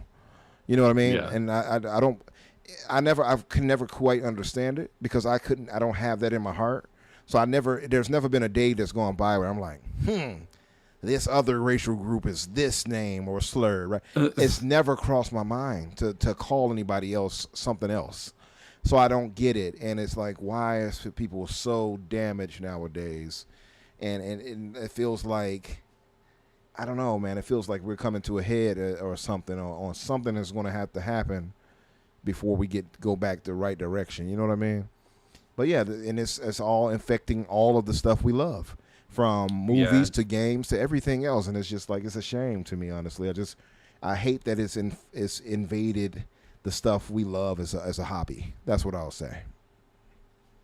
Yeah, it's super weird because they're like, so many of the arguments, I guess, that I'll see about this sort of thing is people are like, why are they making this thing political? And it's like, they just put a black girl in the thing. Like, what do you mean? They didn't make it. You're making it political by being a douchebag about it. This is just a movie or a TV show about a black girl. Like, what is that? That's not political. That's just who the character is. What do you want? Like, the most ridiculous one to me, I think, will always be the Tales of Kenzera one, where they were like, this is DEI. And I was like, it's made by a Nigerian guy about his Nigerian dad. Who the fuck did you want the main character to be? Fucking Chad Smith? What did you, like, where did you think this fucking game was going to look like? Yeah, like, where's Tom Cruise at? Bring him in already. Like, yeah, it's just weird, man. And it's out of hand. And, like, I can understand that people even had an issue where they're like, it feels like it's a corporate thing where they're trying to appease somebody and people not feeling it. That's one thing. But when it gets so out of whack, where they're even complaining about black creators using black characters in their own made game that has nothing to do with anything else, and you're still calling the DEI, you're not pushing back against that. Clearly something's wrong with you. You know, you've crossed the Rubicon, as they would say. Like, come on. Like, damn, get back in order, y'all. Get back in order. What's up, nerds and other legends, my brother? Whoa. Yeah, Bobby Hawk, what's up? KC. I almost have this inkling to always say KC, but it's KC. What's up, KC? What else do we have in the news, man? Quite a bit, actually. We got the first teaser for the Fallout season 2 of the Fallout show. It finished filming like very recently. And there's also reports that they have already greenlit season 3 of the show. And I forget what actor it was. I wish I'd written down. But one of the actors said that the plan for their character has already been written through like season 5, which is insane. Oh, wow. So basically, Amazon pretty happy, it seems, with the Fallout show. And hey, me too. So I'm excited for it. We got apparently a pretty loose release date of December of this year. People seem to think that there's a decent chance that could slide, and they didn't put a specific day on it or anything like that. So we'll see if that hits. But if it does come out December, that's great. If it comes out early next year, still great. Yeah, Excited that's for it. excellent. I was actually quite surprised that it's done that fast. Oh yeah, for sure. Like crazy. That's crazy. That's a crazy turnaround because nowadays we're used to seeing stuff. Oh, 3 years later you'll get season 2, right? And so that's a positive right here. Because it was 2 years between season 1 and 2 of The Last of Us show, and then this one they've already. I don't think this season's done yet. I haven't been watching it. I probably should have been, but I haven't been. I haven't either. I gotta watch the last episode. They've also announced that the 3rd season of Last of Us isn't coming out until 2027, so that one's a ways off too. Wow. And it's just like, bro, I think it's I hate that shit. I think that's ridiculous. The fact that shows these days, or at least a lot of them, are like, it's 2 years between seasons, and like, what the fuck happened? When I was a kid, there were 24 episodes a season, and they came out every year. And were all those episodes good? No, but we got them. Yeah, you say back in my day. But you had absolutely 10 seasons with 24 episodes a season, and you know what? Like 6 of those episodes were kind of shit, right? But we still had fun. But no, you're right though. Like it's a crazy drop off from what we used to get. You see it reflected in everything too. Like even anime and stuff like that is done. Some of them, I think I'm going to say all, but some of them suffer that same issue. It makes more sense nowadays because everything costs so much. I get it. But like, I wish there was a way for them to better handle the production of this stuff, because that's a crazy wait time. I feel like you're just going to kill off the audience having them wait that long at times. Like even the Game of Thrones is a crazy wait until the next one, and the last one the before House that, of the Dragon. Yeah, House of Dragons. The second season was a long time to wait for. So it's like that one. I'm willing to give a little bit of a break to, as long as, because they're well, not because of that so much, but because hopefully when they start these other spin-offs, they'll like Hedge Knight 1, and I think there's like 2 other spin-offs coming. If they are able to stagger those where we're getting at least one of those every year, I'm fine. As long as we're getting something in that universe every year, I'm okay with that. But these ones where it's like Last of Us has 6 episodes and you wait until 2027 to get more, and it's like the show is a bunch of people running around in dark places with some people with mushrooms on their face. It takes you 2 years to film that. You already have the script done. It's the fucking game. Like, what do you mean it's taking 2 years? Right. I guess they'll, they do have to do the old magic of the adaptation and screenplay situation. Yeah, I mean, sure. I also, with that one, my like conspiracy theory is that they're also trying to drag it out as long as possible so that they can like try and buy time between actually getting another Last of Us game or DLC or project of some kind out on the video game side. Yeah. So they can launch a new, remaster of it every time a season comes out or whatever. Right. And, yeah. Nerd said Casey and JoJo.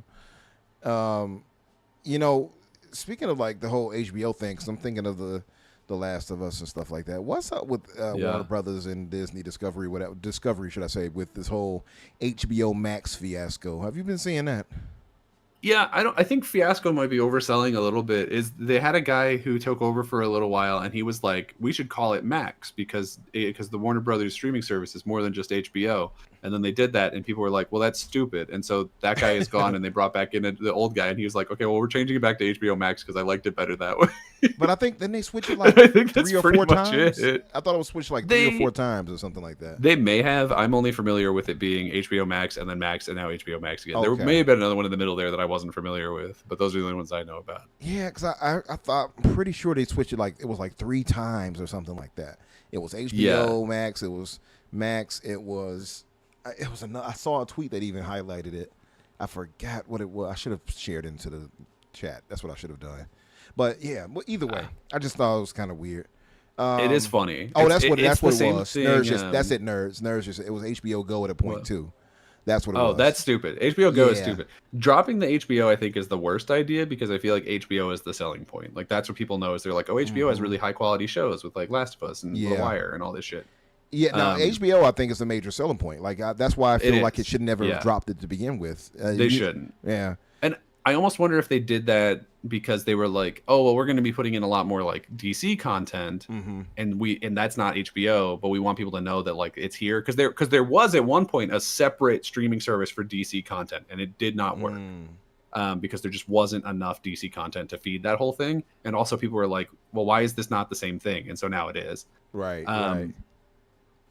So I think maybe that's why they did the name change. Is they're like, oh, we're combining these two things, so it's not just HBO anymore. It's like all these other things, and they also brought in like the Nickelodeon and the BET catalogs and a bunch of that shit. Nick. Yeah, and so I think that was the idea. But then it was like, okay, well, but people are already subscribed to HBO, and HBO is like the selling point. People know that that's like huge. That like that's the premier TV thing. So you should probably just leave that on there because why wouldn't you? Yeah. Why would you why would you switch the name of Twitter to X, you dipshit? Like that's like it's stupid, but it's a also, like, particular asshole to do something like that, I would say. I mean, yeah, you'd have to be pretty stupid. You'd have to be pretty stupid to do that. Yeah. But yeah. Yeah, Cool. so Nerd said when AT&T bought them, they wanted HBO to be a channel within Max. Yeah. Which even now that it's back to, well, I don't know if it's back already, but even now that it's going back to HBO Max, HBO still will technically be a channel within there because when you go in, there's all the different like quote unquote networks and that's where you get like there's the Nickelodeon and the Discovery and like all that shit. Yeah. Because you can like search it by what its cable channel would have been basically. I see. Yeah, well, but and I imagine that'll still be the case because it's honestly one of the easier ways to find shit. But yeah, it don't matter. Well, hopefully they get it together. I gotta say, just to give credit back to Amazon, this turnaround again for Fallout to be done, and if it's dropping this year, they deserve praise. Yeah. They deserve praise for that because I mean, first off, they dropped a stellar first season. We gotta give them credit, right? And Ella Purnell and all of them. My man, what's his name that played the Walton Goggins. Walton Goggins. I don't know how I forgot. He was just on SNL too. Southern Gentleman. He's so good. I don't know how he got this far talented. into his career without people like really knowing. I mean, I know he's been in a lot of shit like forever, but still, too talented, man. Way too talented. He's so good. Put him in more things. He needs to be in more things, 100%. So I mean, this stellar cast, excellent first season. So for that to have a quick turnaround like that, that's a crazy plus. So and Amazon in general, we've both said it. Like it's clear they put their money where their mouth is. It's not just like, oh, we're just going to give you anything. No, they put money in their budgets for this stuff. Like you look at the crazy stuff they did. Yeah, like Rings of Power, like insane. That's movie quality stuff you're seeing multiple episodes worth of. I will never understand how the Rings of Power show is being overlooked by so many people. Yeah. It's truly like one of the most you got the purists. Stunning effects that are going on. It's the purists that hating on it. That's what it is. They're like, this I guess is not quite right. I think it is also a little bit the DEI crowd because they're like a woman as the lead, a black elf. How dare you? Right? Yeah, and it's like they took our jobs. It's like get out of here, bro. But yeah, what else did we? Even though they kind of justify that too, like the black elf thing, they sort of justify that. No way, they don't need to, but they do. Where they're like, he's from a different tribe, and it's like, okay, well, sure, cool. They're different colored people. Why can't there be different colored elves? He's a dark elf. I don't know. Literally. That's all you need to know. I think he's like a wood elf, basically. Like it's I don't know. There's like different names for it. I don't know the lore that well. If a wood elf could chuck wood, you know. He chucks wood pretty damn good. I've seen him do some shit in that show. He was dope. He's doing some full on Legolas shit. Yeah, he was. By the way, it was funny to go back and see like scenes. People like, oh, Legolas. How was the army supposed to stop Legolas? And I forgot just how much of a goon Legolas was in those movies. Like seeing the stuff, I'm like, damn, he really did. I forgot he did all that. He's surfing down the Helm's Deep stairs. Yeah. He's like riding the Oliphant trunk. Dude's crazy. Dude's like he could have fought most of them by himself the way he was fighting. I'm like, this dude is damn near unstoppable. Yeah. Forget 100 men versus one gorilla. It's 100 men versus Legolas. Yeah, right. Good luck to them, because he was manhandling. I mean, in grace and style, like.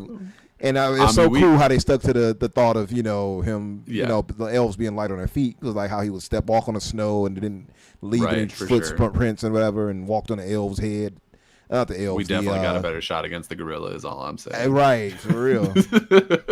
Man shooting off arrows like he's breathing, But he's crazy. Yeah. Absolutely insane. But yeah, for those who haven't watched it, give Rings of Power a chance, man. I think it's real good. It's decent. real good. Yeah.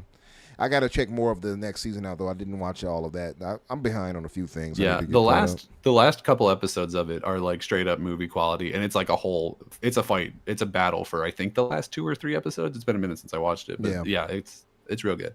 Yeah, for sure. I got to catch up. The rhyme philosophy, yes, Casey. What else did we have, man? I did want to talk about this Avowed roadmap because it basically addresses all the issues that I had with Avowed. So spring 2025, it said it was live now. I haven't obviously reinstalled the game to check, but it basically gives you better fog of war for your map.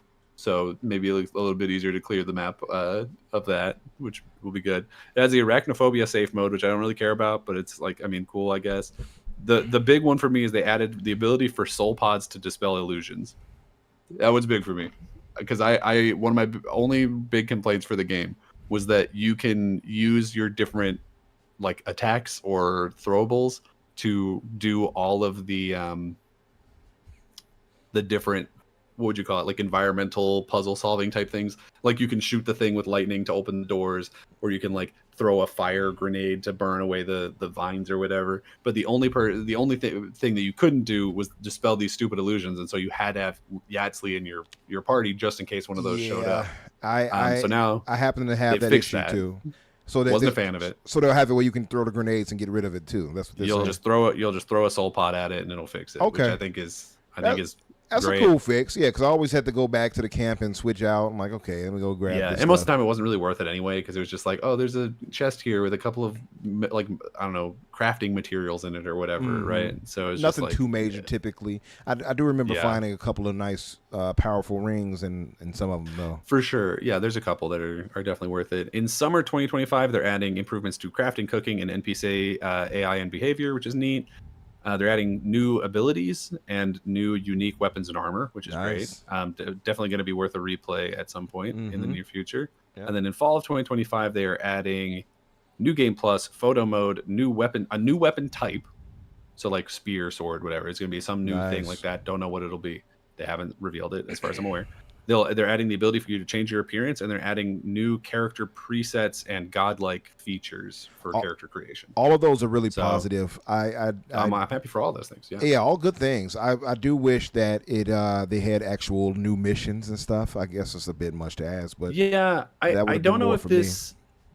I don't know if this like rules out like a story DLC. I don't know if this like makes that not an option just because it's not on here. Right. Hopefully not. I think that the game was good enough that it like could definitely justify getting a story DLC of some kind. Absolutely. And I feel like Obsidian typically puts out, like they put out what I think 2 or 3 for Outer Worlds. Yeah. So I wouldn't be surprised if we got one. And I don't necessarily think that this rules out us ever getting one.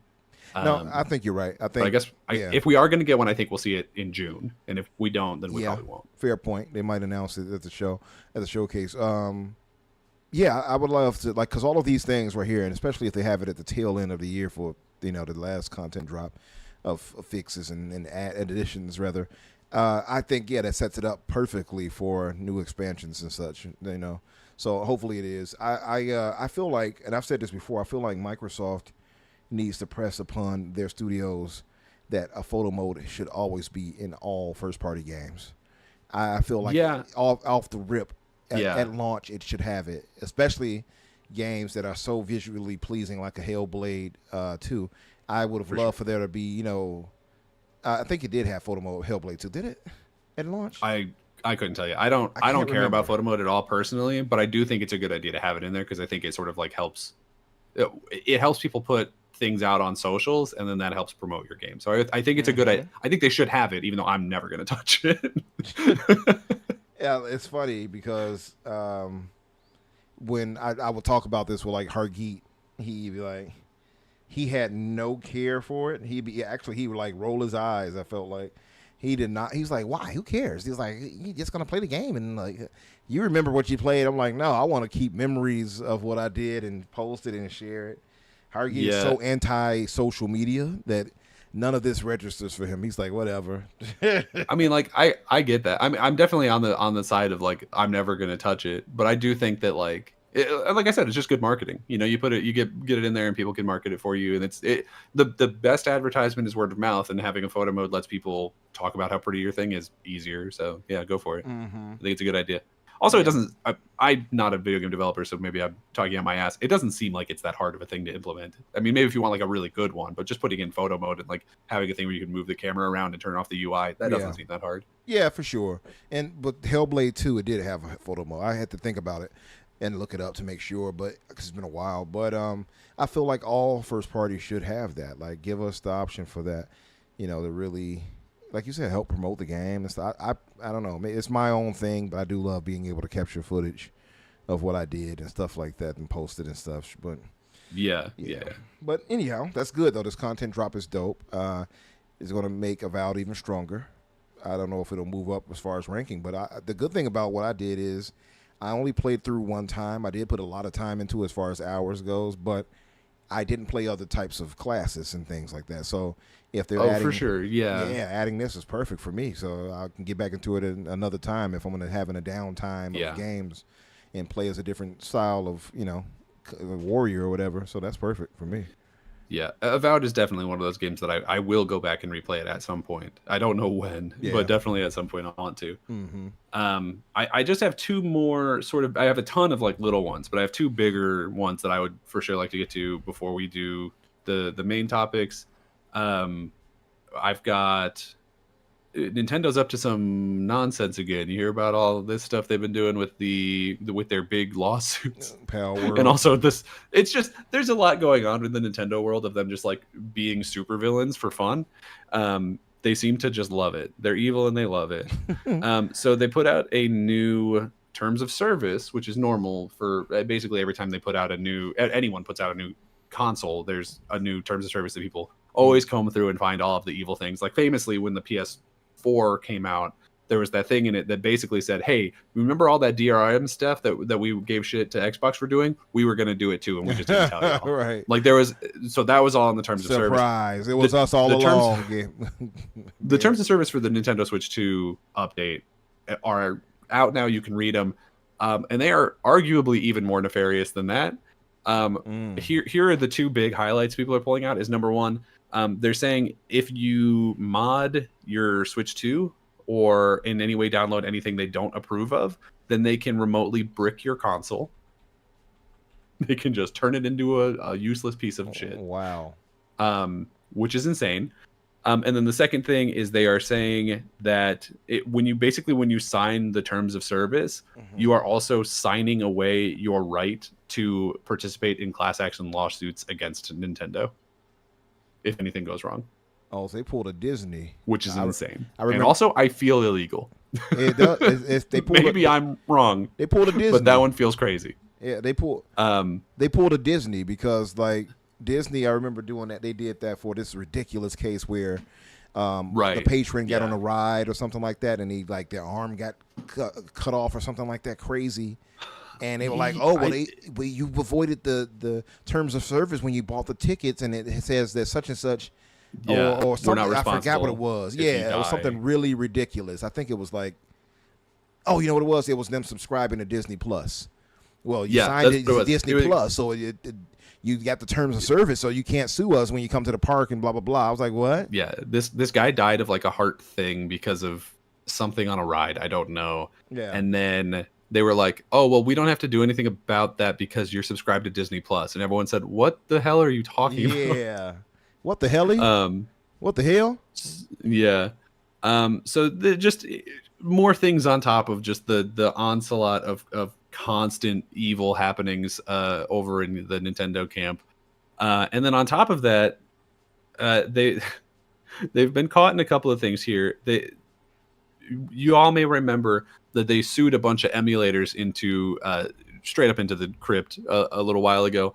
It has now been proven that some of the emulators that they use on NSO use the exact same code from those emulators. So they sued them into death and then stole their shit and used it to make their own programs work. Ain't that something? And they're pulling a monolith, a WB, by patenting game mechanics. Oh, they've started doing that. They have patented the ability to throw an object to capture a creature, which is vague enough that I feel like it could also be an issue for like Monster Hunter or like a bunch of other games where that becomes a thing. They've they've patented the quote unquote dynamic mounting system, which is basically using a mount to fly or run or swim, like having that transition like you can in Pokemon Scarlet Violet or whatever. But it also is so vaguely written that it could literally just be if you use a creature as a glider, then we can get you for that. Because Power World had to go in and change that, so now you have to use a like non-living thing as a glider. You have to use like an actual glider instead of using like your bird as a glider. Oh, for Power World, yeah, that was so stupid. Yeah, and then they've also, the most vague one is that there's one game mechanic patent that they put in for something revolving around character movement and collision, where it's literally just like it's like pathing, like the characters moving around the world. Is they've somehow managed to patent part of that. How is that even allowed? I have like that's ridiculous. No idea. I don't even know how that one works or what the hell that even is. But they've gotten all these patents after the fact, after Power World has been out for like a year now, and now they are using these patents that they now have retroactively to sue Power World. They're like, well, we have these patents, so you can't do that. And it's like, okay, ridiculous. well, Power World's been out for a year. Like, come on, man. And then see, like, shout out to my brother. I ain't gonna say his name here because I don't want people to look at him crazy. But whenever I bring up these issues about Nintendo, the things that they do, the shadiness and some of the bad anti-consumer moves they make, and hell, if you go to the point here, the stuff they're doing against other people, it's always a defense. I'm getting cut off. Talking over me. They tell me I'm bad with Unreal Engine 5 praise and love, but I don't think I'm as bad as this. But correct me if I'm wrong, your Unreal Engine love is like at least partially a joke. True, like it's like partially just like a character thing now. Exactly, right? And but his is legit serious. Like he gets like, hold on, like he'll get riled up. But and shout out to Nerves, he says, "You bullies, leave my Nintendo alone. Leave my Nintendo alone. They make Mario and it makes me happy." Right. But but you're right. Like this stuff is crazy here. Like Nintendo gets away with this type of stuff and they don't really get a pushback. And he said it's this toxic relationship, possibly self-destructive, but he loves them. He loves her. I mean, yeah. I can fix her. It's Abdel. They're crazy. I forgot to mention that. Yeah, I was asked earlier, Abdel, you weren't here yet. They asked me for UE5 games, Oblivion remake or remaster. Yeah, I started playing that too, by the way, and I'm having a lot of fun with it. Yeah, nice. I haven't gotten very far into it yet, but it's me really either. Good. Yeah, because Expedition 333 took my time, but I got to get back to that. Yes, Oblivion is on my Mount Rushmore, as I've said many times. I don't know why I didn't think to add that, because I guess just because it's a remaster, but whatever. Let me read this super chat from our good brother Biff Ronaldi. Biff, what's up, brother? Thank you for this $2 donation. He says, the most offensive type of elf, they go fuck yourself. Yeah, nut. Yeah, man. That's pretty good. That's really good. No, Oblivion is dope, Abdel. I got to get back to it, man. It's been a while. One of my most favorite games of all time. I don't think that'll ever change. And this UE5 remaster of the visuals and things like that. Chef's kiss. Nintendo, go fuck yourself. No, let me stop before they're just being sue me. I'm sorry, Nintendo. I didn't mean that. He did mean to get his ass. They're very litigious. They are the most litigious company I think in history. I've never seen. It must be that they like refuse to let their lawyers rest. Like the second they finish something, they got to go find something else. It's like if you're not suing, you're not working. Right. What are you doing over there?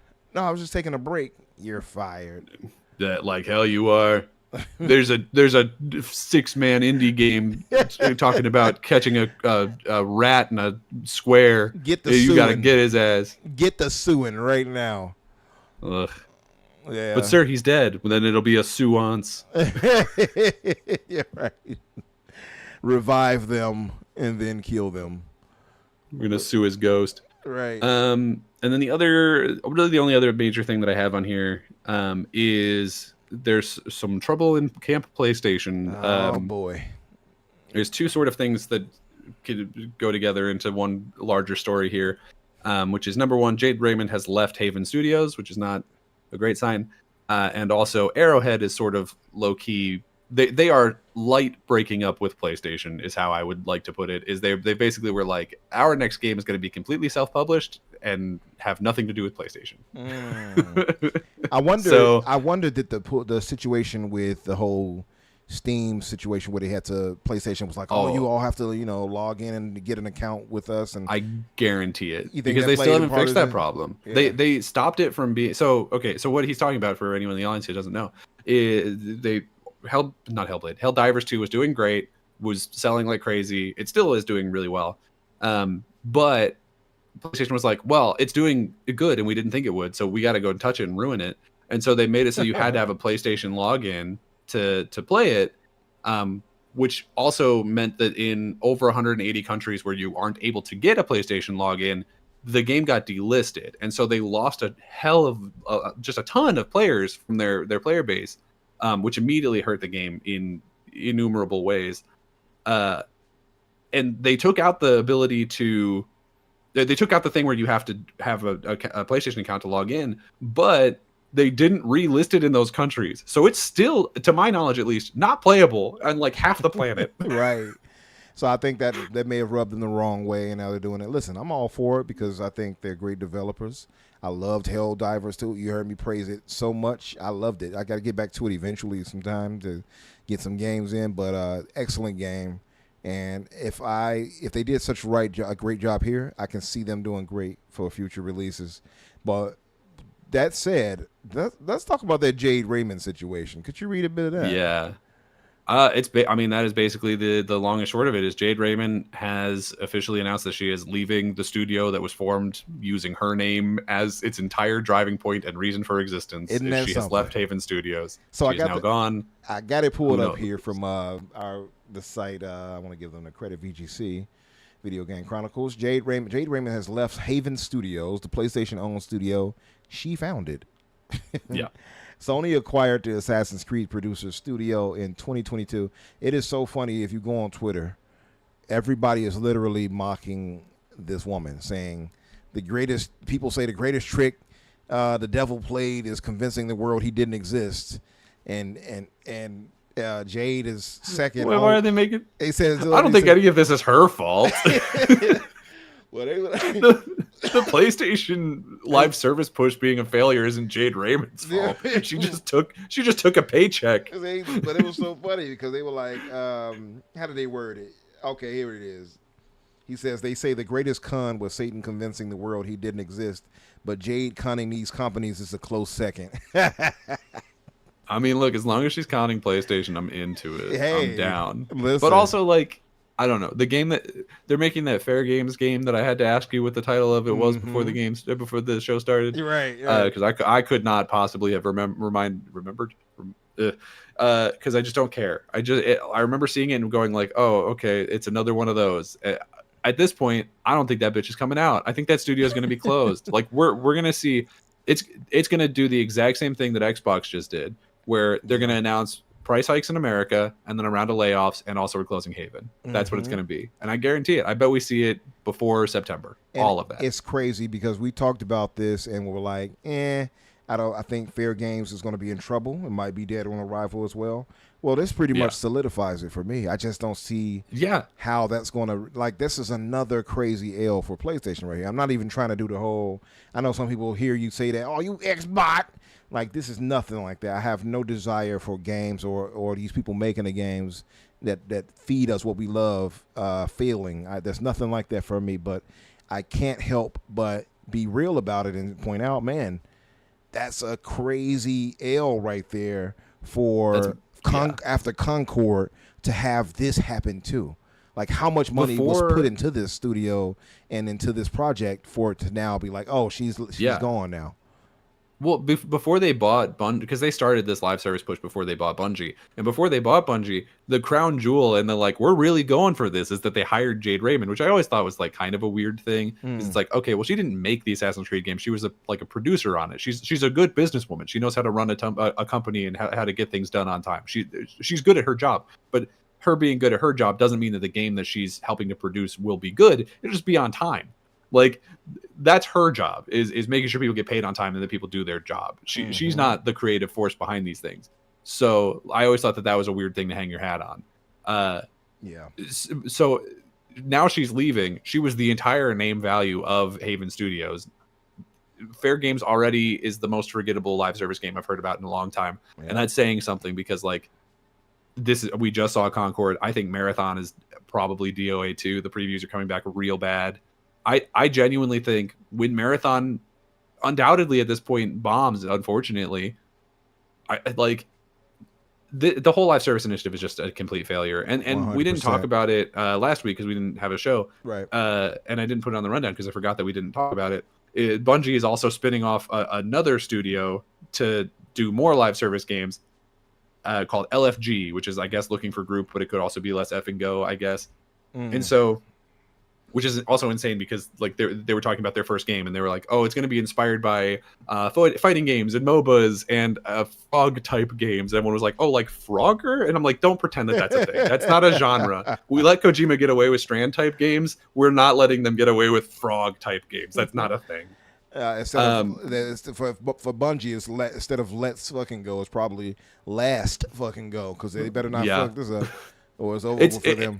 And it's a new studio made from Bungie devs. Yeah. And so it's this insane thing where you look at Bungie from the time that they bought them. They fired like half of the team. Then they spun off another team from that team to do Marathon. Then they spun off another team to do this, and they also are making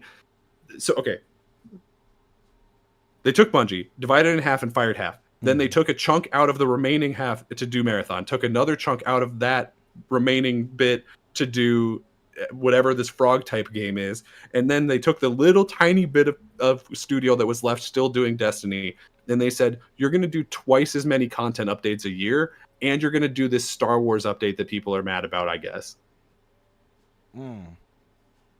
Like PlayStation came in and they touched, like Bungie was already not doing great financially, but like they had a product people cared about. PlayStation came in and within, what has it been, a year and a half, 2 years, Destiny's effectively dead.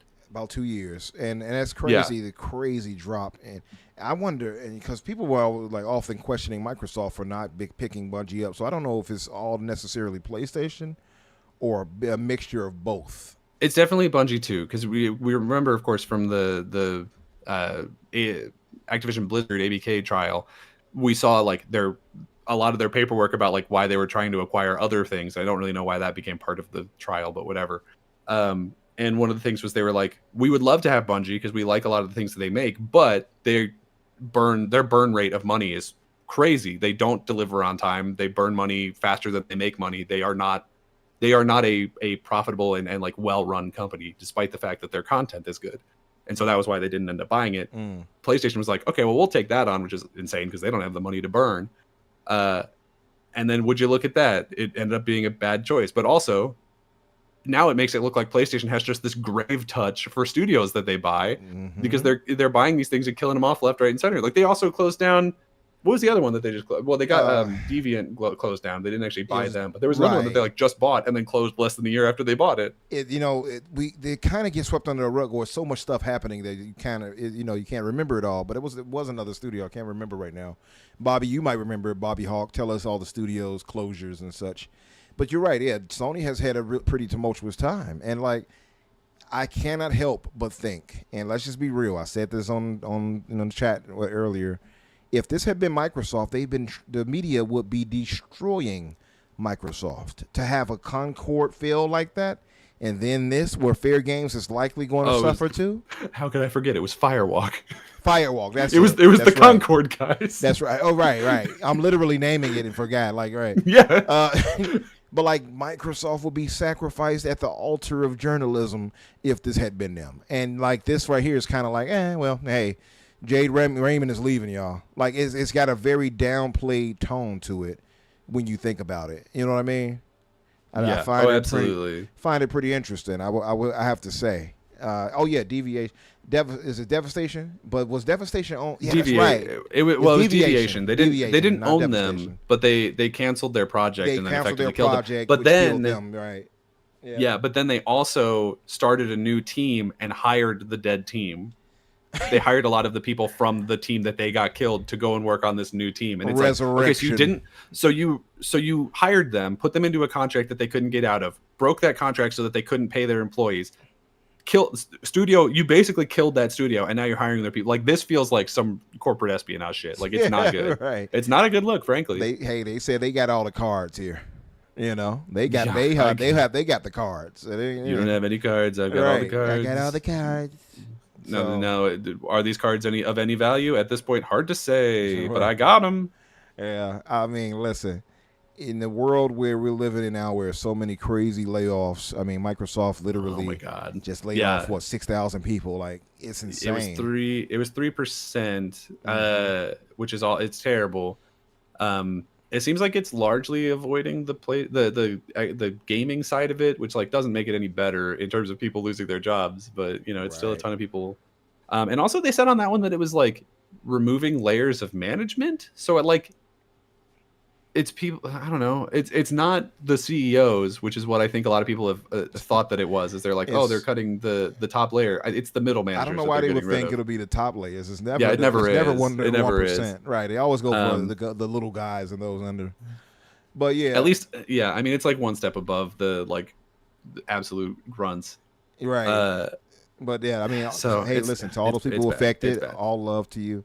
It feels like we've had this conversation so many times with that. We've had it a million times. But it's this thing of there's this situation because PlayStation is like floundering horribly, but then they put out their numbers and they're like, everyone goes, oh my god, their numbers are up, they're making so much more money, and it's like except if you look at the numbers, number one, the only two places that are causing these numbers to go up is from third-party sales. That's largely Xbox doing that, funny enough. Right.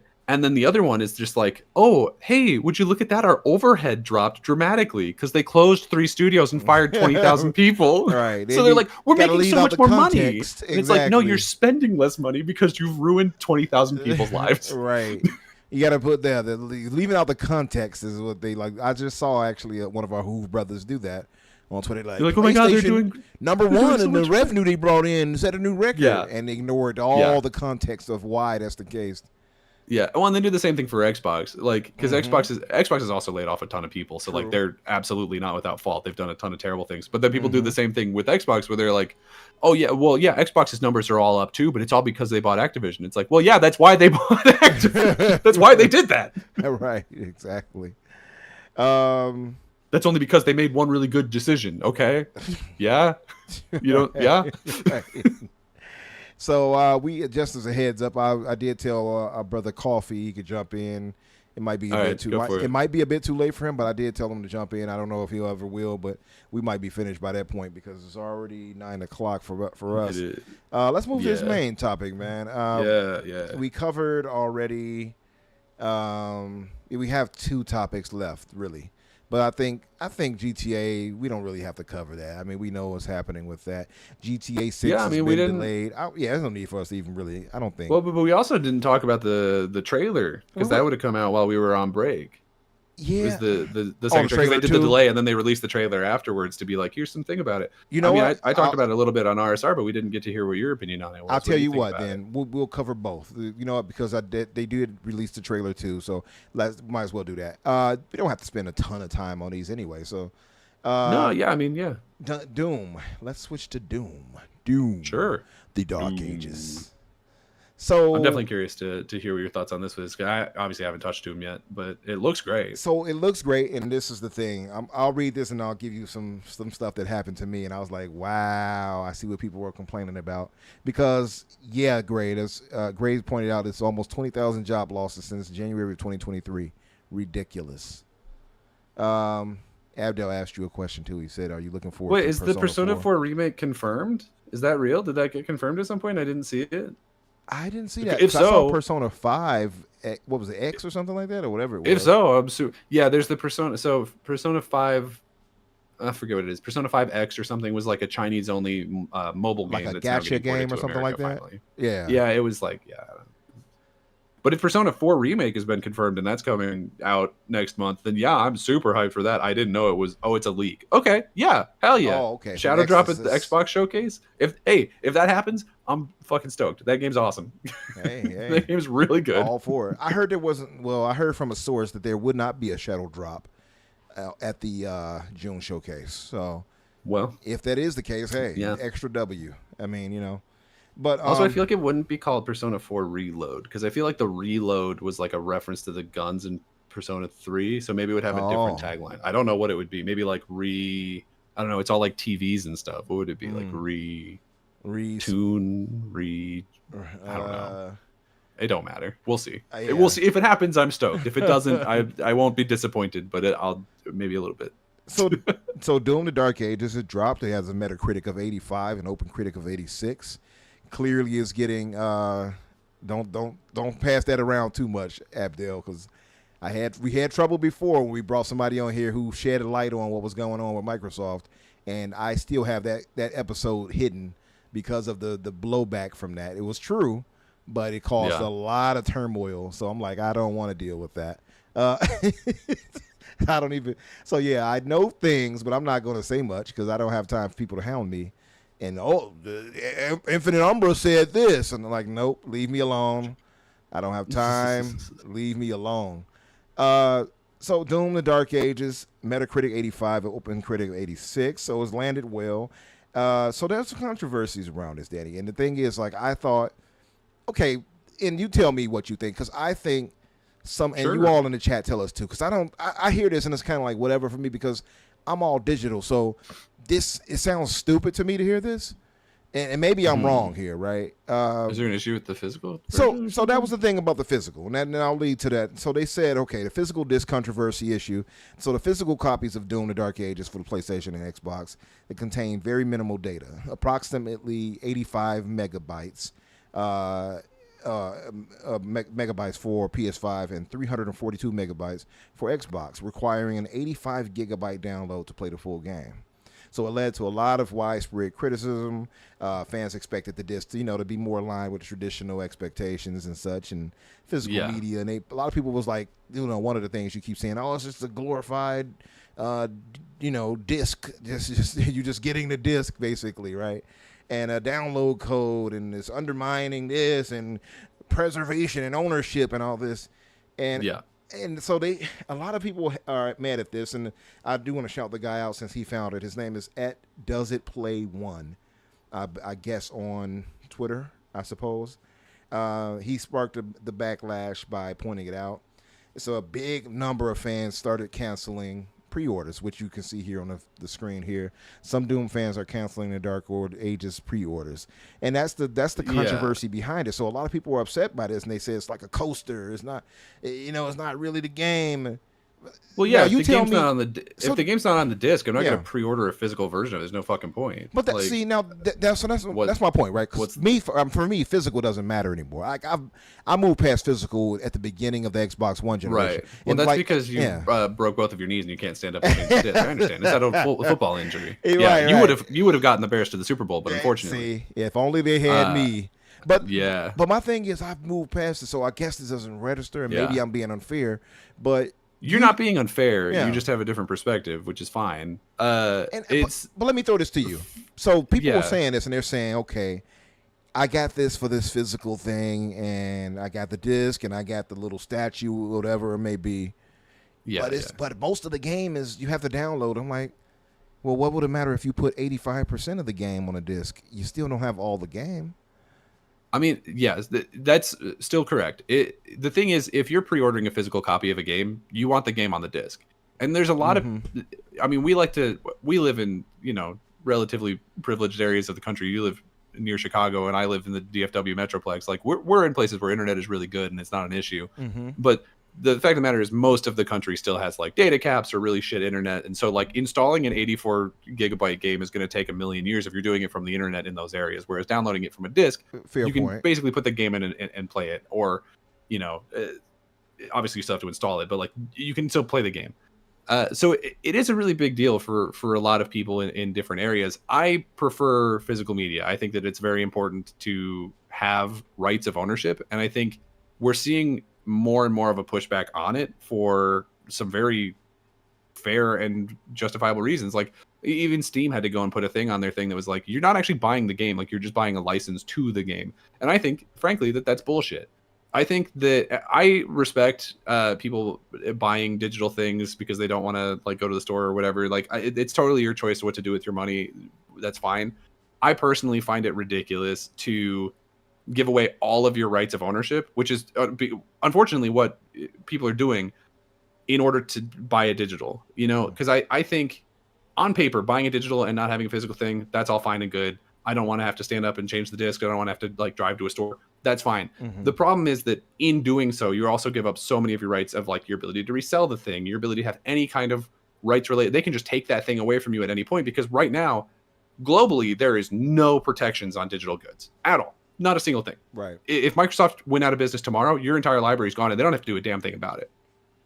They don't. With a physical library, you would still have access to it at least. You can still put the disc in and play it. And I know there's always been the argument of like, oh, but you won't have the patches or whatever. And it's like, yes, that's true. There is sort of a way around this to an extent, in particular on PC, but Xbox lets you do it as well, where you can just like rip the data out of your Xbox and put it on a flash drive, and that is effectively making your own physical version of a game. You can do that. That is a thing.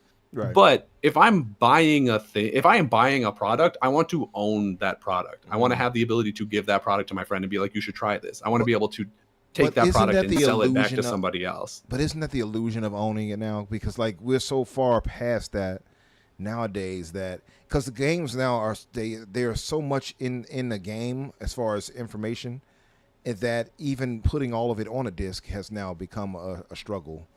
You know what I mean? Well, even if you can't put it on a disc, it's those rights of ownership that I want. Mm-hmm. That's like, if I'm buying it digital, but I can still have the ability to trade it or give it around. If I can still have the ability to like trade it back in for store credit, right. Or I can still have the ability to, because that's the problem, is that a digital marketplace just doesn't have it doesn't have the abilities that you have at a brick and mortar. Right. Is you can't sell it back. You can't trade it to your friend. Like you can't even like there's this thing, the Switch just started trying to do this thing where it's like, oh, you can have these digital cards that you can send over to people, but it's not really that. It's effectively just the same as having somebody on your like game sharing plan. But even so, like that's not the same thing. Like I can't take, if I buy a digital version of Doom the Dark Ages, I can't like go and give that to my friend at school or whatever and be like, hey, you should play this. It's really good. Unless he's like on my family plan or whatever. That's not gonna happen. I'm not gonna add that guy from Bandcamp to like. I'm not going to add the guy from Bandcamp to my family plan so that I can lend him Doom the Dark Ages for one weekend. Just gonna that's not going to happen. I was just about to say you could like, add him to the old family share plan. There, like but that's never going to happen, right? Right. And so you're it's just like, I understand the convenience of not having to go to a store, like, but I feel like people are giving up so much of their rights of ownership and just frankly their ability to do pretty much anything with the product that they are trying to buy, in exchange for not having to go to a store or get up and change a disc once in a while. Mm-hmm. Like I think that's crazy. Because like, part of the Ready Set Replay is we're going back and we're playing games from the year 2000. One of the games that we played recently was Resident Evil 1, and I could just pop that disc out and put that bitch in my PS2 and play it, and it worked great, worked perfectly, didn't have any issues whatsoever. Yeah. Resident Evil 1, the original version of that, you know where you can get that game now, currently, digitally? Not a single fucking place. It's gone. I mean, Resident Evil 1. Yeah. You can get the remake, you get the remaster.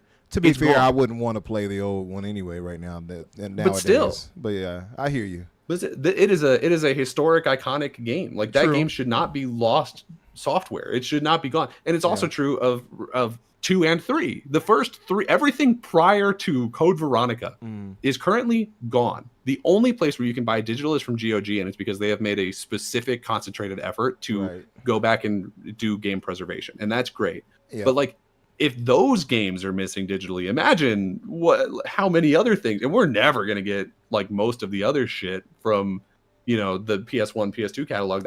Shit's just gone. It's just going to be vaporware. And it's like, well, that's video game history. That's just gone. So, and I think that's terrible too. So then it seems like maybe there needs to be some type of situation where maybe a class action suit maybe has to happen where they can actually give us a digital storefront that allows for us to do the trading like you're talking about, or to resell things back at a reduced price. If we can get some regulation on digital goods to give purchasers of digital goods any amount of rights over the things that they've purchased, then I'm happy. Okay. I don't need a physical box. That's not what this fight is about. This fight is about I don't own the thing that I gave you My now money $80 for. fucking dollars for. Yeah, ridiculous. Like by if the way. price is gonna keep going up, then I need to get my money's worth. Like then I need to actually own the product that I'm giving you this money for. I'm not buying $100 gift like season pass to the Grand Theft Auto amusement park that you can take away from me whenever you feel like it. That doesn't work for me. I'm not doing that. I do get it. I mean, I don't want to undermine it. I do, or undersell that. I mean, that's fair. I really do think that's fair. I just look at it kind of like I think those are the worst case scenarios of you won't. It is, they'll take but we're those also- games offline. Yeah. Like, but I think that's a fair point that especially if we're paying as much as we are, and you don't have any type of ownership to this because it's a concern of preservation. And like you said, it could be a case. I think it might be a bit drastic to believe it, but there could be a case where, like you said, they shutter Xbox or something like that, or a PlayStation, and you don't have access to those games now. So, yeah. And we're already seeing lesser versions of that, where like games are just getting delisted, and in some cases, the games are just disappearing out of people's libraries. Like games that people have paid, and it's always smaller games. They're not removing like Halo or whatever, Right? But like these smaller games that people spent, $40 on 10 years ago are just disappearing from like their Steam libraries, and they're going, where the hell did that thing go? And Steam goes, well, it got delisted. You don't own that. You never owned that. Right. Abdul It's says, like, I'm sorry. No. Abdul said, "Oh no, Xbox dying for the 7th time." You mean like the 30th? But Yeah. what's up, Nero? Next Sometime gen this Nero in the month. house. Shout out to my brother Nero. Yeah, no, I Yeah, think that's so all it's- valid. All valid reasoning there. So look, like Yeah, like Yeah. I was going to say I can concede to that. It doesn't bother me. I'll just say that, but that's just my perspective on it because I'm all digital and I prefer digital. I have no need or interest in, and I don't worry about that. But maybe I should be, to be fair. But this was the thing that got me. So I downloaded it on PC, right, from Xbox Game Pass on PC, and I did hear about a little bit of the drama. So here's the drama. I'll read this out and then I guess tell you what happened. So NVIDIA driver and hardware issues, driver problems. So the PC had a bunch of technical issues with the NVIDIA's Game Ready driver 576.40. And it released the support for the game. The reports indicated that there was persistent crashing, and especially for players with Intel CPUs, models starting with 13 or 14. I have a 13K. All right, pretty high end. Actually, I got the 14K. I'm sorry, not no damn 13. I downgraded myself. I have the 14900K.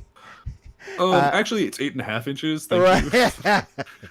Measure that again, ref. But You didn't account for the yaw.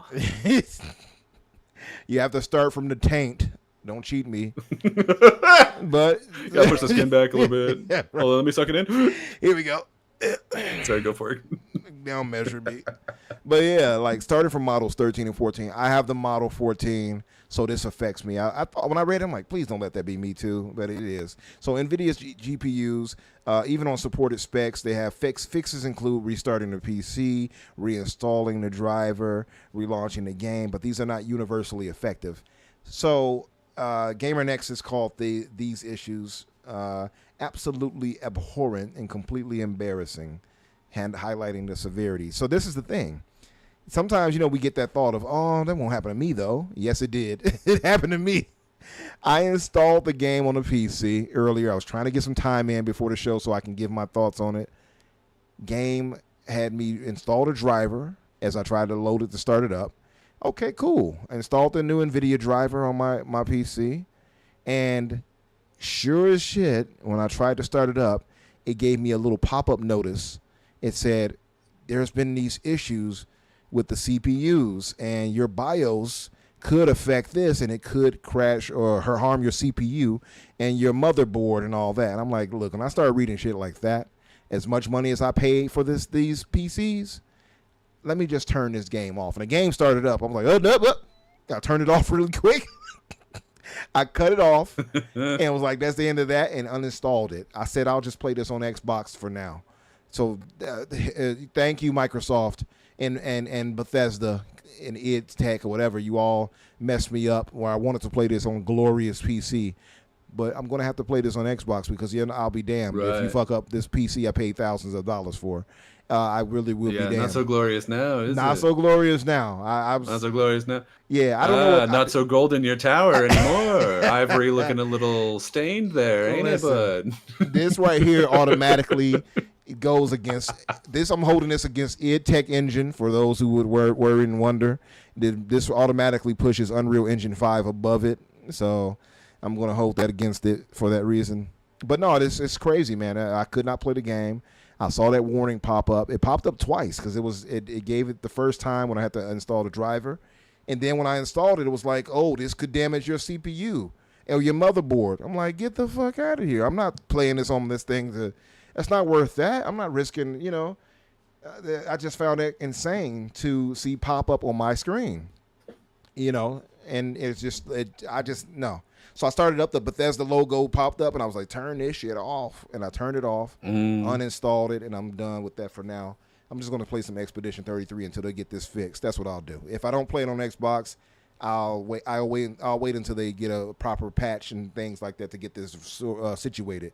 But I saw the controversy for that and was like, okay, this is a major misstep here for Bethesda and id Software. So what's your thoughts on that? Like what would you say? Well, I guess it's not too much to say really, but yeah, I mean it's a major misstep with them because they typically get it right, and to their credit, and id Tech is one of the best engines in gaming. I just don't know what caused the issue here. That's I mean that's pretty bad. Like I there's not really a whole lot of ways around that one. It's just like I don't know. I don't know how that happens. I don't have the tech background to like understand how or why that's a thing, but I feel like that is the sort of thing that you should have known before the game came out and like done something about. Because that's pretty embarrassing. But what I would say to you is, just get an Xbox, dude.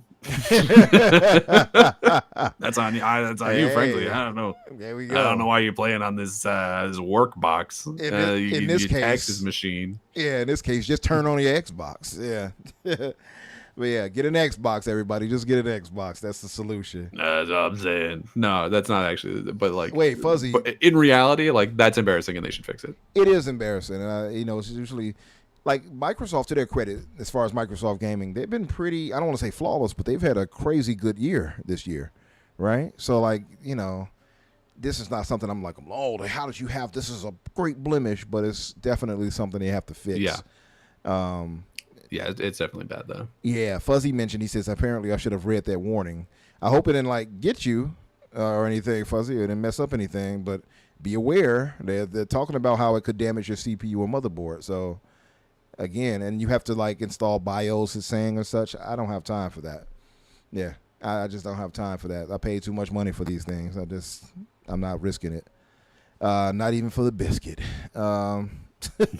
Anyway, let's move to GTA 6. Let me pull up the trailer. I don't know why I didn't do that as I was talking. Yeah. But yeah. I'm curious how you're feeling about this one. I have a lot of positive thoughts about it, actually. Because I don't think we've talked about it since like the first teaser. We haven't talked about Grand Theft Auto in a minute. We did not. That's true. I will put the music on, but I already know what's going to happen. First off, I have to say, now, this is obviously cutscenes, it's in-game cutscenes, but it looks phenomenal, man. Let me get this out of the way. It looks pretty damn phenomenal. One, that you can see the visual improvement for the main character here. Was it Jason, I think, right? One of the main characters, at least. You can see the visual improvement for him. Also, you can see that there is clearly... he slapped the taste out of his mouth, by the way. Let me go back to that. He's like, pow, right in the kisser. So you can see the visuals have improved, for one. Two, you can see that you can obviously have style your hair and things like that different ways. So there's customization and all of that. The cutscenes look absolutely gorgeous. Like, these look really dope. We see him going to pick up, what's the sister name? Lucia. Lucia. We see him going to pick up Lucia here, it's so funny because we were talking about the whole culture war thing that's been going on. I remember people ragging on. People have been getting on this one too, and Yeah. I think it's even more ridiculous. Oh wait, so are they still complaining? Oh, absolutely. Yeah. Oh my God. The number one comment on the Rockstar page for like the first 2 days that this trailer was up was like, it was, what's that dipshit's name who's like, don't get tricked by the snow bunnies? It was that, but a white guy. And he was like, don't get tricked by the By the brown big woman. booty Latin ladies or whatever. Oh boy. Yeah, there she go. Well, speaking of big booty, look at that. Swaying those Yeah, 'cause hips. that's my thing is because I'll never understand the like DEI, anti-DEI nonsense, ridiculous people, or frankly the people who are like, oh, all of my women got to be super hot in video games. Because I'm looking at this and I'm like, is this not what you've been asking for? Yeah, Is that's this what like it's is it too much of a problem that she's a woman of color who's a protagonist in this game? I don't get it. Because it's like that lady spends half the trailer shooting a gun and the other half shaking her ass. Is that not what these people are specifically asking for? They like, 'Cause we it's like want- she's a super hot lady who spends most of the time like looking super hot. Yeah. This is what I thought you were asking for. We Now want- it's not we- okay because she's brown. We want Like, white ass. It's in Miami. What the like? We don't want brown illegal ass. We want white ass. That's what we want. She's illegal, Yeah, most and likely. She doesn't belong here. Like It's it's like- very bizarre, man. It's very bizarre. ridiculous. Yeah, and you're right. They showed her ass a lot in here. Now that I'm looking at it, She spends straight up like half the trailer shaking her ass, Yeah. which for me is like I don't need all that. But for the I ain't people mad who are at it. complaining, Yeah. for the people who are but for the people who are complaining about it, I'm like, I don't understand. Like, is the only thing that you need for this to be okay for it to be white, or like, does it have to be a dude? Like, are you just not okay playing with a girl at all? Like, where exactly is the line for you? Because I don't get it. yeah, it's Like, I get that. I weird. get that this is Weird. the first. I think the first female protagonist in a mainline Actually, Grand Theft it Auto game. is, There was like the right? Chinatown. There was the Chinatown Wars one where you could play as a girl. I the think. top down one. Yeah, okay. Yeah, but like in terms of mainline, this is the first time that you even I think could play as a girl, not counting online. Okay. Uh, Yeah. and so I guess that's too much for people. Is like, oh my god, you can play as a girl, it's over. But like, also she's a lady of color, so like, I'm sure that's adding to the racism. I don't know, man. It's I don't, stupid. just play as Jason if that's a big problem for you. I guess. Like, I don't know how to help you at this point. Like, You know what's and crazy? the problem is. Yeah. The problem is that I think the people who are complaining about it are like the exact target demographic for Grand Theft Auto. And so they're going to spend 120 whatever the fuck dollars it is to get this thing anyway. Yeah. Like, they don't care. They're not going to vote with their wallet. They don't have the balls for that. They're complaining about a girl being in a video game online. They don't get a backbone. Yeah. They're a bunch of spineless worms. That's all this is. They're going to buy it anyway. Don't listen to them. They're stupid. What's funny is like you're right because they definitely meet the demographic for this. But I even saw people trying to use this stupid parroted line of, "Oh, it supports cop violence. I can't support this." Oh yeah, I saw that one. I was like, I'm sorry, have you played a Grand Theft Auto before? Right. What are you talking What the about? hell? This is the one. This is the Grand Theft crosses Auto the that's line. anti-cop. Yeah, it's Brother, eat me. You spent half those games shooting cops. Since Yeah. at least 3. I didn't play 1 or 2, but I would assume those ones too. Oh, so it was Elon that started that fuzzy. So it was Elon, and then I guess his nut huggers that started taking hold to it and doing it too. I That's guess what it ridiculous. is. I don't get. They're anti-cop. You're playing as a criminal. You're a also, there's like criminal. the fan theory. Right, the There's hell? the fan theory that Jason might be like an undercover cop. So like, if that's the case, maybe that'll turn their story around. Oh, But ooh, even that'd be even so if he's not, it's like this is Grand Theft Auto. Like a couple games ago, you were playing as Scarface basically in Vice City. Like, Right. What did you What did you think Where was did- happening? And just go play? Like they made L.A. Noire and y'all didn't buy it. So what do you want them to do? you had your chance to be a cop on the good side of things, and you failed. Biff says, all my cop friends love GTA. Yeah, it's a game, right? This is right here is escapism.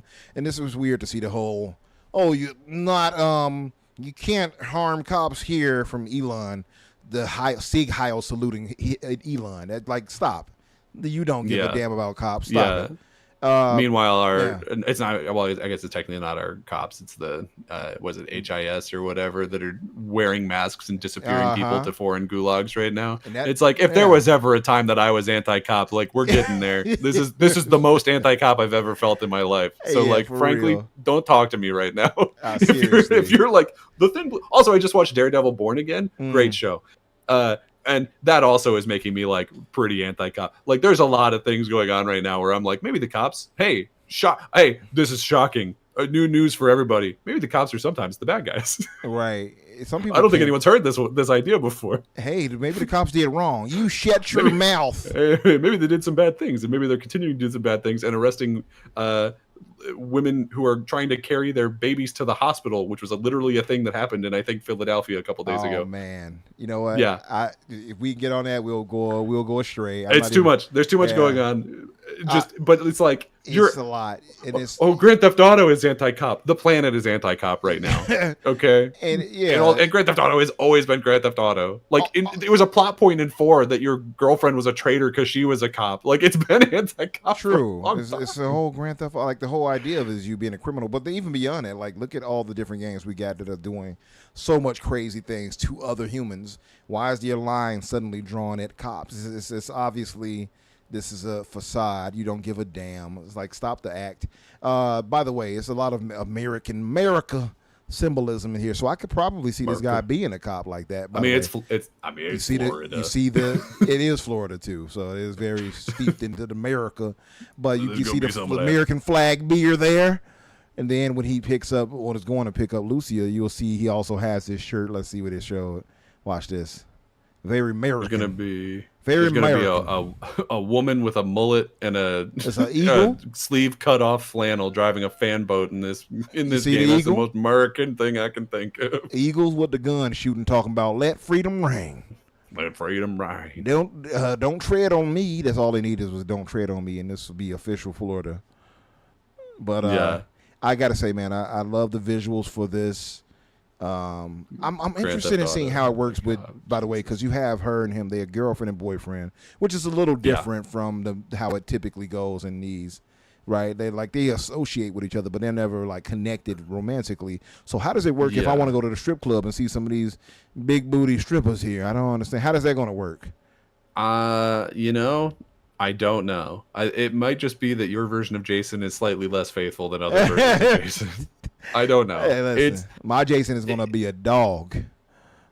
They may make it that it's like an option for you to break up and date other people. Because, like, I mean, this is only the second Grand Theft Auto where you could swap between protagonists, assuming that you can swap between them. And it's not just like, oh, this mission is for Lucia and this mission. Like, we don't have that information yet, I don't think. That's a good point. I wonder how they're going to handle that. That's a good point there. You probably switch between them, I would have to guess. But still, it's like, this is only the second time this has happened, because I think 5 was the first one, right? Because 4 you only played as Nico, and all the ones before that had like cousin.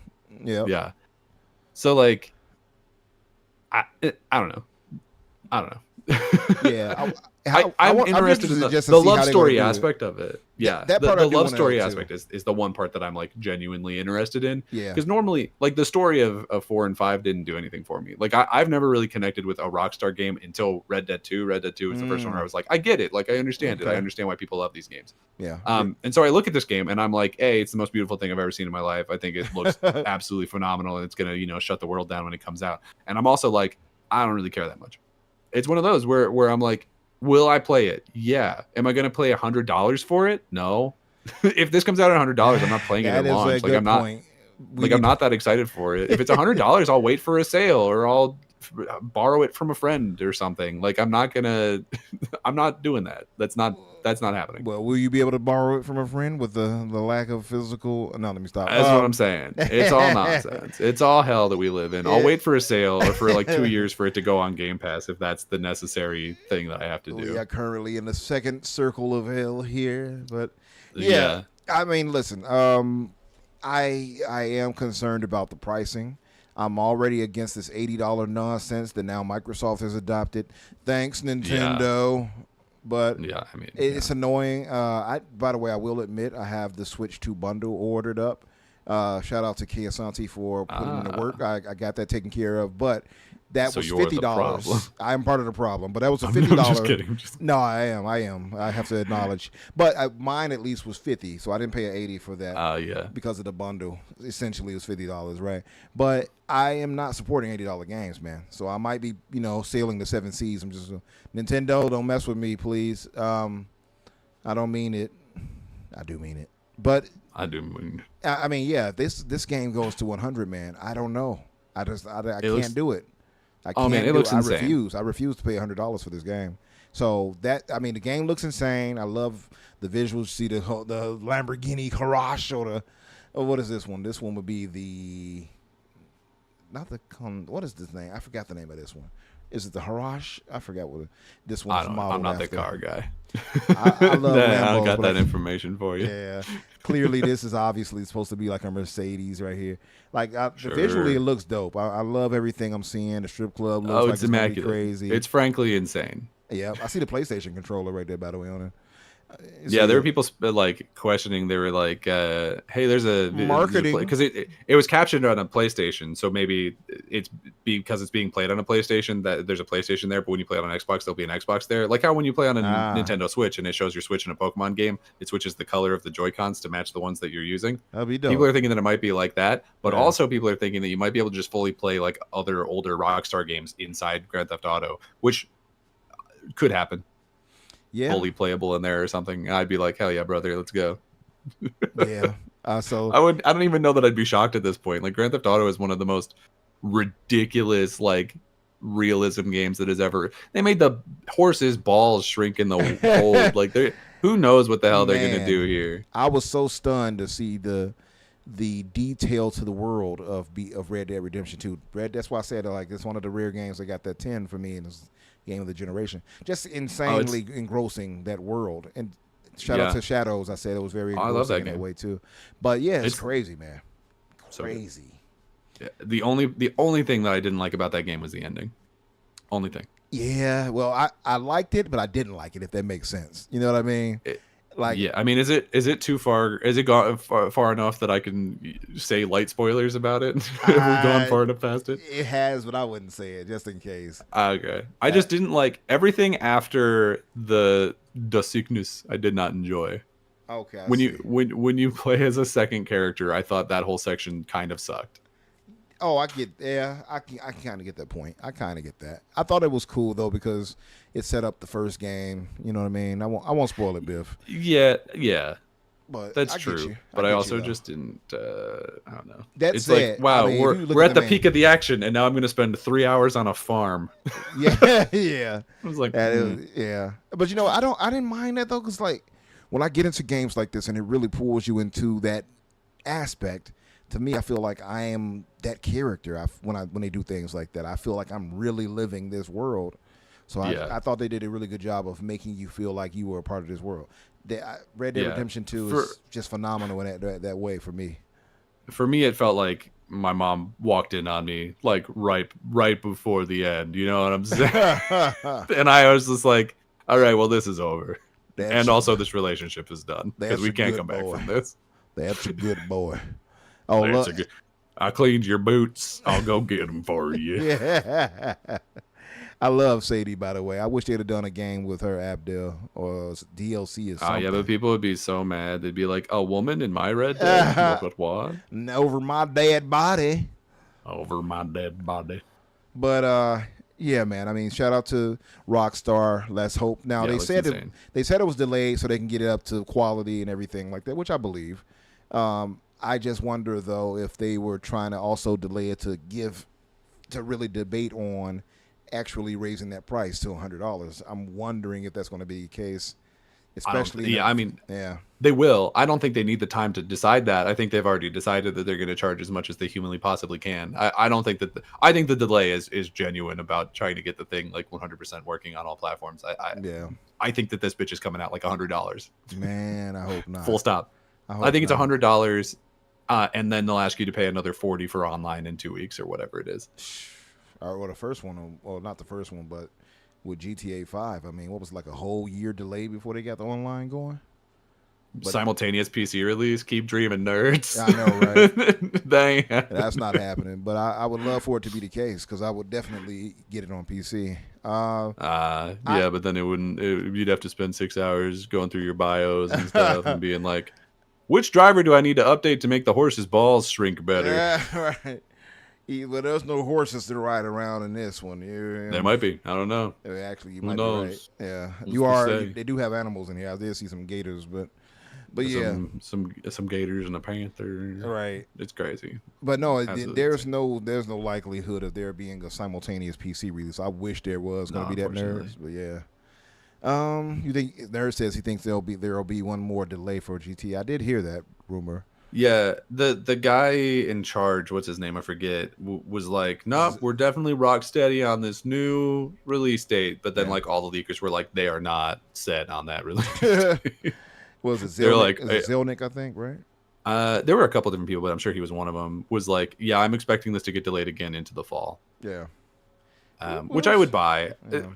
This does feel like a summer game to me, but I wouldn't be surprised if it got delayed. So. Yeah. Yeah, we will see. We will see. But listen, I think we have exhausted our topics. Man, I think we've done it. We done did it. Very successful return back. I do have a super chat to read that I did not read, and I have to apologize to my brother Soil Tech. I should have read it way back, but he says he drops a $2 donation, $1.99 to be exact. It's 1 penny. Soil Tech, you couldn't drop one more penny to make it 2. I'm joking. Soil Tech says, please hit the like button. Shout out to Dirt. So yeah, guys, if you have not hit the like button, please do so. And if you are new here and maybe lurking, I hope we did enough to convey to you that we would like your subscription. Please subscribe to us too. We would love that. Yeah, we're getting pretty close to 2K. Yeah. So let's get over that little hump there. Let's get over the hump, at least by the end of this year. I would love for us to be at 2,000 plus or whatever by the June showcase. Yeah. That'd be nice. I What's mean, up, Cozy? She says, the I'm bigger doing this my channel part. gets, like, the more cool things we can do for you guys. That's right. Like, if this channel gets big enough, we might even be able to start going to, like, events and reporting about those to you guys. Exactly. So, Look at some of our counterparts in K Asante and Everborn, and look at the Iron Lords, how they're flying overseas to Japan and everything. You know? Shout out to the Iron and their Lords. numbers. I mean, their numbers obviously significantly higher than ours, but not like an unachievable number. Like, we could get there. I mean, we'll need all of your help to do it, but it's not an unachievable goal. It feels real. We can get there. Absolutely. So, for those who are not subscribed, please consider doing so. We would love to have you as regular subscribers. And man, yeah, we definitely do want to get to 2,000. It's a light goal to ask for. We're close to it already. So, please help us out. Let's get out of here, man. Cozy, shout out to you. She says she's doing her part. I didn't know you were here, Cozy. You were stalking all the time, Cozy. Why you weren't talking to us? But yeah, thank you, Cozy. I appreciate the support, even if you ain't chatting. Yeah. Say hi to me next time, at least. Soil Tech says the Fix is a great show. Thank you, brother. We always count on you to brighten up my day with that. Appreciate you. She's playing Dredge. Oh, Dredge is dope. I got that. Yeah. But yeah, let's get out of here, man. Tell the good folks where they can find you, what you'll be up to. So you can find me on Twitter and Blue Sky at Daniel J. McGee, or you can follow my other podcast, Ready, Set, Replay, either on YouTube or on Spotify, whatever is easier for you. It is a brand new podcast. I'll do the pitch because it's been a while. Where we largely go back and talk about retro things. We talk about older games from the year 2000. Right now, we're playing them all in chronological order, as well as we are rewatching the original series of Star Trek. So if you like me and like my opinions, it's me and my best friend just kind of hanging out and playing some old games that we love, and a couple that were straight up doo-doo butter. So there's some real good conversations happening over there. I'll drop a link in the chat. Let's go here. And we would appreciate all the support that we can get over there as well. We're having a lot of fun with it, and we think that you would enjoy it as well. So, and if you don't, leave a comment and tell us what you don't like about it, and we can fix it, because we're so early on that it is the most mobile and agile we will probably ever be in the entire process of this. So if you were like, this is great, but you should be more attractive. I'll start working out for you. I swear on God. I'll do push-ups for subscribers. I will do 1 push-up for every subscriber. I promise you that. There you go. Go subscribe so he can get his muscles on. The more subscriptions you give him, the more he has to push up and lift and help. You can help. You too can build a better Danny. Get me and my number swole. Yeah. Pause. No, I meant what I said. Yeah, I want myself. Well, first off, thank you all in the chat for coming through and holding us down. We appreciate all of you guys. All love to you, Danny. Thank you for coming through, doing your thing as always. Of course. And as far as myself, Infinite Umbra or Umbra Infinite, you'll find me either way on social media. That is Blue Sky. That is X or Twitter or whatever Elon's silly ass want to rename it to next. And, of course, as far as the fix is on 8 o'clock Eastern for those who may not have the time down pat. Tomorrow we have the Infinite podcast. Although I might not be able to make that. I have a special request from the band asking me to come through. So I might conflict. I'll see. Anyway, and Tuesdays, the Xbox Factor. That's myself. Well, let me say the Infinite to give it the proper due. Infinite Podcast is at 8 o'clock tomorrow Eastern, and that's with myself. Risky for the Biscuit is host. That blue number, though, she won't be here this week. And Dante Moody, a.k.a. Spriggan. And on Tuesdays, the Xbox Factor, myself, Boom, and Jamie Moran. That is at 12 o'clock Eastern. And then back here again on Thursdays with myself and Danny. Typically, at least. We have missed some weeks, but we're trying to get it together. And that is at 8 o'clock Eastern. Yeah. So, again, if you all have not subscribed, consider doing so and pass the word along and spread the love and the good talks about us. We'd like to have a good discussion about everything. So I hope you guys do too. Thank you all for being here with us. We're going to get out of here. You all have a good weekend. Play some Expedition 33. It's my game of the year. Whee. Later, guys.